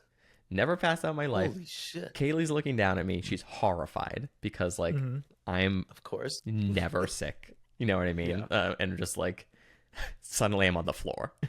So she's there and there's a flight attendant and they're calling over a doctor and everything. And kind of pulling. Was there a doctor on the plane? There was. Yeah. Whoa. The dermatologist though. Fuck. And as they're getting me up, apparently also when Kaylee ran over to see me, she pushed an old lady down just to get to me. Which I think is very funny. And the only thing I can think of is, did I throw up? That's what I asked. She's like, no. I'm like, thank God. Because I can't. Yeah. I mean, it was embarrassing enough passing out, and causing a scene, but to have also thrown up outside the bathroom, I don't think I could recover from that to this day. But they pulled me to the back and they pumped me full of orange juice. And I think it was just a combination. This is all we got. Yep, this is what we got. It was just a combination of like multiple days of like really not eating much of anything and like mega stress and like all that shit. And my body was just like, you're done. Just shut me down. Yeah, you have a history. See a trend here, Sam. Yeah. When you get stressed, you completely self-harm by neglecting your own health. Yeah, Somebody needs to install a camel pack with an IV on you next time you do an event. yeah, exactly. Yeah, same. Very similar to Shutterhound. So this was it's not quite a bathroom story, but my intention was going to the bathroom, and I could see it, and it was almost there, and just the memory of that woman looking at me, and then just closing the door, and the fucking sheer panic that I felt in the second before I blacked out. Love it. Very funny. The best part But too I is can't. okay. Well, no, the best part. Go ahead. No, sorry. Just the best part is that after all that, like I had to then like get off the plane, get directly into a rental car, and then drive for 8 hours because our, because all of our travel got fucked up. So like I could not even rest when we got there. Wow. And everybody's looking at you at the baggage claim like, Yeah. is that fucking guy that died on the plane? Yep, died and was resurrected to teach a dog photography workshop. Yeah, that's my number 2. Did I great throw story. up? That's what it's like being a drunk when you're like 20 to 28. You just wake up sometimes being like, Wake "Where up and am go, I?" yeah, but did I get laid? No. No. But did I puke? No. All right, cool. All right, all right. We'll see you at Applebee's at 11. God, that just got me nauseous. Number ones, Yeah. Number 1. unbelievable. All right. I wish I didn't volunteer to go first because I feel like this one is the be all end all. And for those who have experienced this, I got I'm with you, photos for brother. mine. So I don't have a photo. This one's, it's not a specific incident. My number 1 is when the blue water from a porta potty drips up and touches your butthole. It's happened to me. And if you've ever had to use porta potties for an extended period of time, it's happened to you, and I'm very sorry. this happened to me. It's, There are helplines, there are groups. We need to stick together and support each other. And my advice, if you're going into a porta potty to do a number 2, I learned this from a guy. He said, rule number 1, as soon as you walk in there, whether it's brand new fresh or it's been days, half the toilet paper roll goes in the bowl first. Half of the roll. give yourself a catch. Yep. Because it's like it's a 0.25 ply. You can see your hand through it. Oh yeah. So yeah, you got to have the basket that catches everything. Because there is nothing, and I mean nothing, worse than having that blue water touch your body. So blue though. And when you say drips up, do you mean like splashes up? There's probably a very scientific term for that effect. Charles, in a video world, is there something, You know, that water that drop, bloop? that bloop. Yeah. Just, yeah. I think it's centrifugal force, like you said. It's not quite a perfect dive, but it's bloop. But it's the mass sinks and creates a reverse reverberation, which results in an eruption of disgusting blue poop water, piss, and guys that jerk off and the fuck. You guys are so lucky you don't work on construction sites ever. I'm not going to disagree. Go on. Yeah. So to all us real ass people out here, this is number 1. And for Christ's sakes, I haven't won in a while. Give me this one. Well, Yeah. the That's- blue water. That's Yeah. extra gross. I mean, Yeah. I honestly, I can't remember the last time or if I've ever actually pooped in a porta potty. Oh, come on. You're lucky. Come on. Nobody wants to. No. Yeah. I mean, listen, I think my body's set up in such a way where, like the last time I stepped foot into a porta potty, I believe, was at your race, Charles, in Florida, and it was a porta potty with like the fucking ultra runners and all the bullshit that they eat. And I stepped in, and my body went, "You're fine. You don't have to go anymore." There wasn't any liquid in the toilet. It was just all nuts. And that was after a day of like open runners coming through the course too. So it wasn't even the ultra runners yet. Yeah. Yeah. I have gone into some devastatingly horrible latrines at races. And you know what? You just deal with it. Latrines. Latrines, porter potties, Don Johns, whatever you want to call them, man. You changed your name to Latrine? It used to be Shithouse. Yeah. Ah, the blue water. Blue water. Oh yeah, and you didn't even get to be there. It's a really big event for those 24 hours. Halfway through the evening, they usually have the porta potty people come through and they clean them out. And you ever seen them clean out a porta potty? I don't think so. They just hit it with a fucking hose. Yeah. They like suck it out and then they just blast it with a No, hose. first they put the vac hose in. No, that's suck what I'm talking everything about. out of the middle. The hose, Then get they that out. flush it. They vac it. Yeah. Flush it some more, and then they just spray the whole fucking thing. It's like it's it's clean, but you're gonna have to sit in a puddle. Yeah, it feels still gross to be in there. Like everything's wet now. And what is it wet with? The only The blue Dane water. Cook line. Yeah. Everything is wet. Yeah. Why? All right. Yeah, there's blue no water. other number one. But Sam, your number 2 is pretty good, so I'm interested to see what you get. All right. Yeah. It's gonna be extra gross, but yes, Charles. Before we get there, My number one's called the State Park bathroom explosion. This incident happened when I knew I was already getting a new job, so it's almost like it was a send off to itself. I think I took a photo of this incident. I did not poop. I will say that I found this as a state park maintenance ranger. As I mentioned before, you clean bathrooms. That's your job. I found this, and I purposely took a photo of it so I would remember why not to be a state park ranger anymore. oh wow. So, there's a lot of unanswered questions for this. All right. So are we gonna see this? Are you I'm gonna show us gonna something? share this image. All right. So before you do, we will. Yes. Let's warn our YouTube viewers. All three of them. I'll probably have to blur it. You can't show poop on YouTube, so it'll just be Okay. a blurred image. Okay. And I'll have to But- tell people to go to the Discord. All right. But you can so you can appreciate Yeah. our reaction for the unblurred image. Yes. All right, I'm in. So this is the toilet. Oh, God Oh. damn it! It's How? on. Let's How? start with it's on the floor. Oh, is Yep. that ketchup? Please catch up. It's probably not it's ketchup. it's all over the place here. It's here on the lid. Here's the most interesting part. It's behind. Wow. It the is lid. behind the lid. So Fascinating. I got it. I got it. This is a fetish. no. Here's so here's the thing. You can also see this is his Where's the underwear. water? This is Where'd his the water underwear go? right here. His underwear is in here. Oh. So Yep. this man had a devastating bathroom experience. By the looks of it, Absolutely, he should have left his whole outfit there. there were so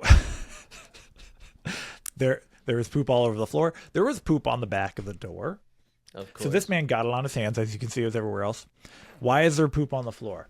Because this poop led a trail to the stall next to it, Oh no. where he also went in that bathroom. Oh my god. It's a modern day Picasso. And then, so Oh, his you don't have a underwear's- picture of the next one? No, I only took it to this one. I think it's because I cleaned that one first, and I was like, "Oh my god!" So I took. He had his underwear in this one. His shorts were in the paper towel trash can. This man left without pants on. he just left. So I found this in the evening. So sometime between, I was doing like the 9 p.m. cleanup. So sometime between 6 p.m. and 9 p.m. this happened. So which means that is past open hours. That's the only people here are the people who do overnight fishing, which means this man has to still be there. We never found out about this guy, but I'm never gonna forget the texture of this poop either, because it can't be seen in there. This man ate some sort of berry of some sort, because it was like it had like black and like bead like structure to it. Like, Can we stop sharing this photo?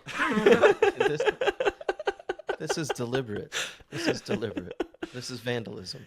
Yeah, this is an act of domestic terrorism. so yes, all I can say is I feel like this man was sent to me to be like, get out of this job. Yeah. Yeah. So if we had to bet of the three of us who that might have been, odds-on favorite is Charles. I would also say Charles.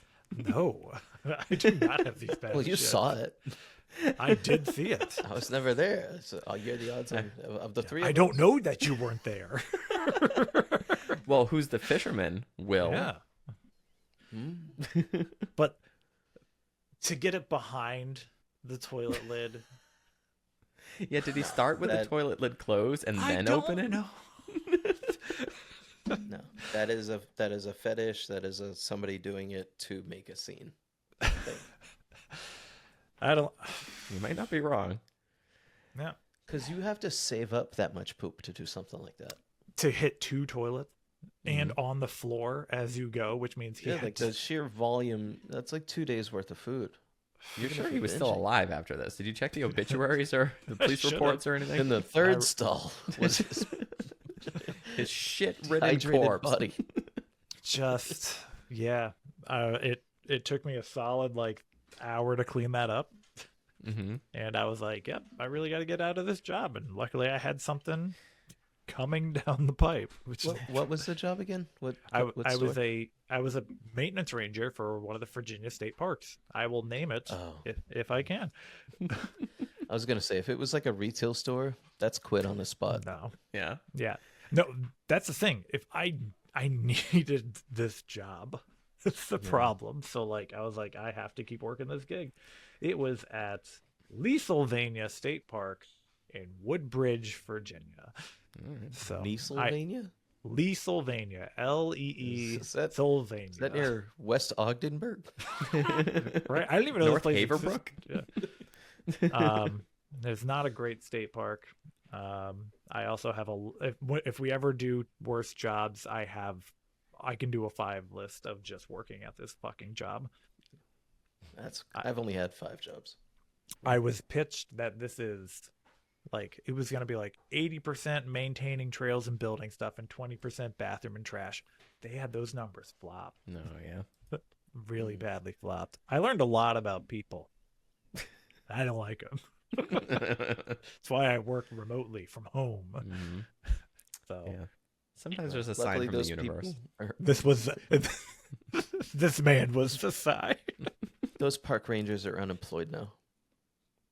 Yeah. Yep.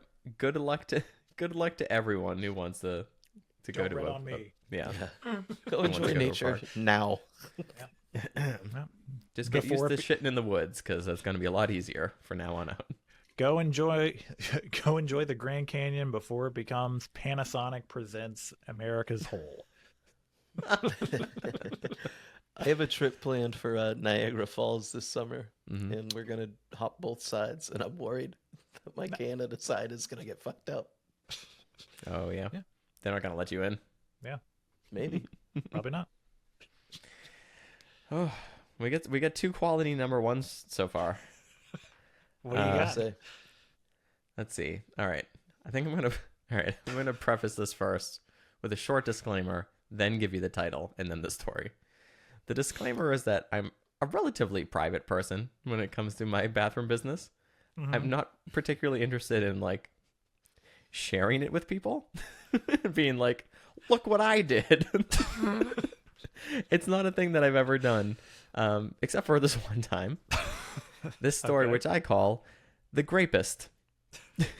Okay. rapist? Is this a talent of yours? I'm gonna handcuff him to the radiator and grape him. Um, I've seen the whitest kids, you know. yeah, thank you. Yeah, so So this was the time that I was very concerned for my health, very confused, and had to bring in an extra set of eyes on the situation. Okay. Oh, that's always tough. Yes, this is not a thing I'm very proud of, and not a thing I've ever done before or since. But I went to the bathroom, and before I flushed, looked down and was shocked to find like a full-size grape in my poop. Hell yeah. Now, Nice job. Now normally, I was gonna... this wouldn't have been very concerning if I had, like, say, accidentally swallowed a grape. However, I had not eaten any grapes Okay. for as long as I could remember at that point. That's where the concerning part came in. And so, like, starting to kind of panic and think, like, is this a part of my insides that I'm, like, unaware of for some reason? Okay. Am I very sick? Where did this come from? And so I had to call in Kaylee and be like, will you tell me what this looks like to you? I'm so sorry. I'm so sorry you have to look at this. But will you look at my shit? And tell me if you think this is a grape. Okay. And so she looks at it and she's like, yeah. She's like, that's a grape. I'm like, I didn't eat grapes. That's the problem. That's a big problem. And she's like, can you think back to, like, what you've eaten in the last, like, 48 hours? And, like, I'm just fracking my brain and was like, I had, like, oatmeal and and she's like, what was in your salad? And she's like, what would you put in your oatmeal? I was like, I had raisins and peanut butter and I'm like, did a fucking grape rehydrate itself in my stomach and become a grape and then shit out in one piece? Yes, that happened. Sam, you're like one of those, like, boars that shit out expensive Like chocolate, coffee or right? something. The coffee beans. Yeah. Yeah, like a fucking Can sloth. I buy some of your shit? I got some idiots at, like, Portlandia that'll buy it. Apparently this can't happen. I haven't Googled it, but listen, the math checks out. A raisin is a dehydrated grape. We reverse engineered it using nothing but my body. Was the skin, like, tight and shiny? It just looked like a fucking grape. Like it wasn't Did wrinkled. you rinse it off? I did not scoop it out and rinse it off. But it was there on its own. It was very clearly visible. And I'll certainly never forget it. It was a very memorable poop. Did it hurt? No, and then that's so it was just like normal poop. So that means you can take a dick the size of a grape The size of a grape. without it hurting. Yep, that's you're not wrong. Bloop. Yeah, it was just one of the most shocking, unexpected things. Required multiple sets of eyes, some brainstorming, and a shocking conclusion. So that is my number one, the grapist. That's amazing. Wow. I have a feeling I'm getting 0 votes once I do this. Well, there we go. By the way, if anyone else has had this happen to them, for the love of God, tell me I'm not the only one. I never just to be considered clear, this at all. This was a grape out of your butt, right? Oh yeah, Okay, not. not from peeing. did not pee out a grape. That would be even more concerning and impressive. Like a fine wine. Yep. I don't know how to transition from that. All I gotta say is I'm very lucky Jess was asleep in the next room, or I would have fully lost my shit. It took so much to make sure I just didn't turn into like Mr. Scream, just laughing. Oh man, Yep. incredible! You can't make that Well, if shit you up. like the show, support your go. Yeah. Top Go to 5event.com. patreon.com. Join the Discord. Make a Patreon for us and tell us where the cash is going to come. Mm-hmm. Oh my God, I thought something was just happening outside. No, we've been expecting rain. It just started happening. So Oh, there you go. there we go. It's terrifying. Terrifying. It's pelting the side of the windows. Like, The air is a lot more liquid than normal. yes. Yep. Support. I don't support our YouTube. We're getting like, comment, tell us how terrible we're doing. You know what? Rate us on whatever platform you're on. How about that? Do that. Yeah. Preferably don't Yeah, mention my 5 number stars. 5-star rating. Tear us down. Make Yes. fun of us. Shit on us. Terrible review. 5 stars. Yeah, we'll read it on the show. There you go. There you go. We do have fun butts. Oh, thank God. We have 4. First up, we have Cameron Bevins. Number 5, trusting a fart in the shower. Honestly, not that bad a place to mistrust a fart, but I need some number 5 to round out my list. There's a story there, not about me, but someone else. I could share on that at some point. Number 4, walked into a Walmart bathroom to people very obviously getting it on in the only stall. Nice. Is that a bad bathroom experience? It depends on the people, I guess, right? They're never the It is people a you want Walmart. to stumble upon. Is that true. the Senile High Club? Nice. Could be better. Number 3, I worked at a movie theater and I had to be the one to clean up after what I can only assume was a log cabin, aka multiple people shits in one toilet. Yeah. Oh my God. People stacked on top. Yeah. Something I would never consider doing. Yeah. No. Nope. If there's shit in the toilet, I'm not going in there. Yep. No. I'm leaving. Yeah. Number 2, I was reading a Pokemon video game on the toilet. Wasn't even feeling sick, but threw up right on the book. Ruining the pages on the Elite Four, was then stuck on them for weeks. Okay. Incredible.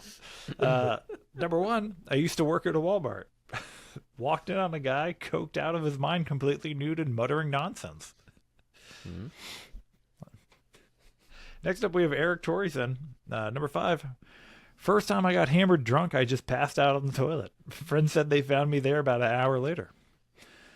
4, was the sickest I'd ever been one night. I just slept on the toilet, head against the wall, so I could just let it go when it needed to go.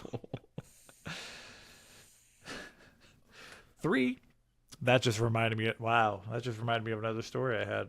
Well, there goes a wasted bathroom experience. I found out I was allergic to oysters, mussels, both ends. Found that out. So, where was I? Number 3 was holding some girl's hair back for her while she was throwing up. She said she was good and then proceeded to throw up on me. Yeah. Mhm. 2, Keep her head in the toilet. first time I pissed in 2. Okay.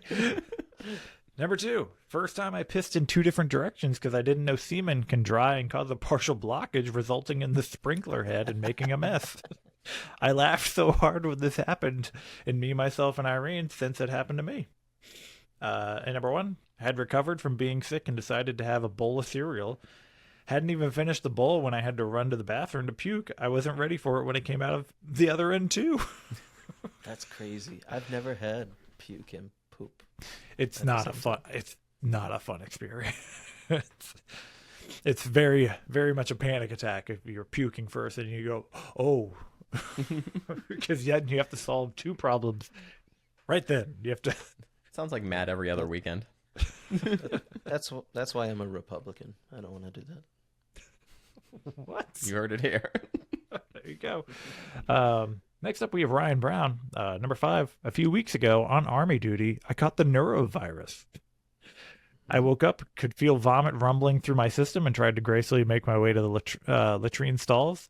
I ended up blowing chunks all over the stall doors and floor. The lights wouldn't work, so by phone light I began cleaning blackberry Dr. Pepper vomit.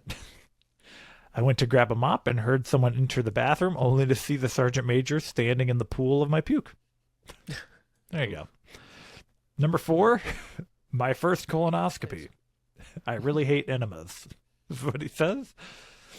3, not my experience, but once upon a time in the fraternity, this girl came bursting out of her room crying. As she sprinted out of the house, my little bro came out of his room covered in feces. Shaking, he said, "I think I ducked the shit out of her." Oh. Yep. I don't think ducked is the right word. Is the right word there. Yep. 2, Covered in his, so he came out naked. covered in shit. Yeah. Number 2, my last colonoscopy, I was still shitting water as I slept. Oh, yeah. And his number 1, that time I had to shit during my Army company run. Being the slow guy, I was out in front seeing the pace. I felt discomfort as we began that only got worse as we ran. I finally had to grab the commander and ask if there was a bathroom on the trail. He looked me in my eyes, summoned a lieutenant and my buddy Corporal Lopez, and had them escort me back to base. I must have shat 20 times on the 2-mile walk back, shat so badly I began to bleed. After 30 more minutes of anguish, I was sent to the hospital where they thought I might have appendicitis. Eventually, I was hooked up to morphine and knocked out for the rest of my day. There you go. What was the ending? He left us hanging. I don't know. And lastly, Dingus Cunnilingus. Oh, no.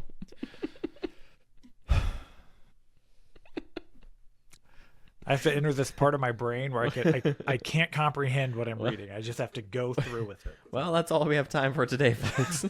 Nope. Number 5. The time I woke up working at a local museum and a kid and his dad came into the bathroom. I had just dropped off a massive turd into the bowl and the kid and the dad got into a stall at the other end, but this kid immediately tells his dad, "Dad, it's so stinky in here. Can we hurry up?" Number 4, that time I tried to pee in a standing urinal at the public park with an erection and the tip of my dick touched the nasty porcelain back. Then I had to awkwardly wash my erection in the sink. I thought there was another line. That's 3, that time I tried to poop in a standing urinal at the same public park right after I washed my dick off. Okay. Mm-hmm. 2, the time I was jerking off in an Arby's bathroom and finished by screaming, "Now who has the meat?" Only to find out that the walls were pretty thin, so the whole restaurant heard my whack-off session. And number 1, that time I was on a road trip with my family as a preteen, and I saw a picture of boobs in a disgusting gas station bathroom, and, well, I didn't want to go back to the van popping a tent in my shorts, so in the middle of the filthy bathroom, I cranked out a prepubescent load right into the crusty toilet and ran back to the car. And that's the fun bites. Brandon on a high. Yep. If you want to submit your list, go to top5fs.com. Join us when we record on Sunday evenings. Also, if you want to see the photo I shared, join the Discord. I'll throw it in T5OD. You know what? I'll throw it in tomorrow morning. See who's paying attention. Yeah, apologies ahead of time to all of our fun butts. They knew what they signed up for. Yeah. The Pee Pee Poo Poo show is back. Yep. Your kids will love it. Good episode, guys. It's a classy one. It's one for the books. Yep. Join us next week where we discuss top 5 classic Russian literature. I don't know what else to say. So I guess we'll smell you later.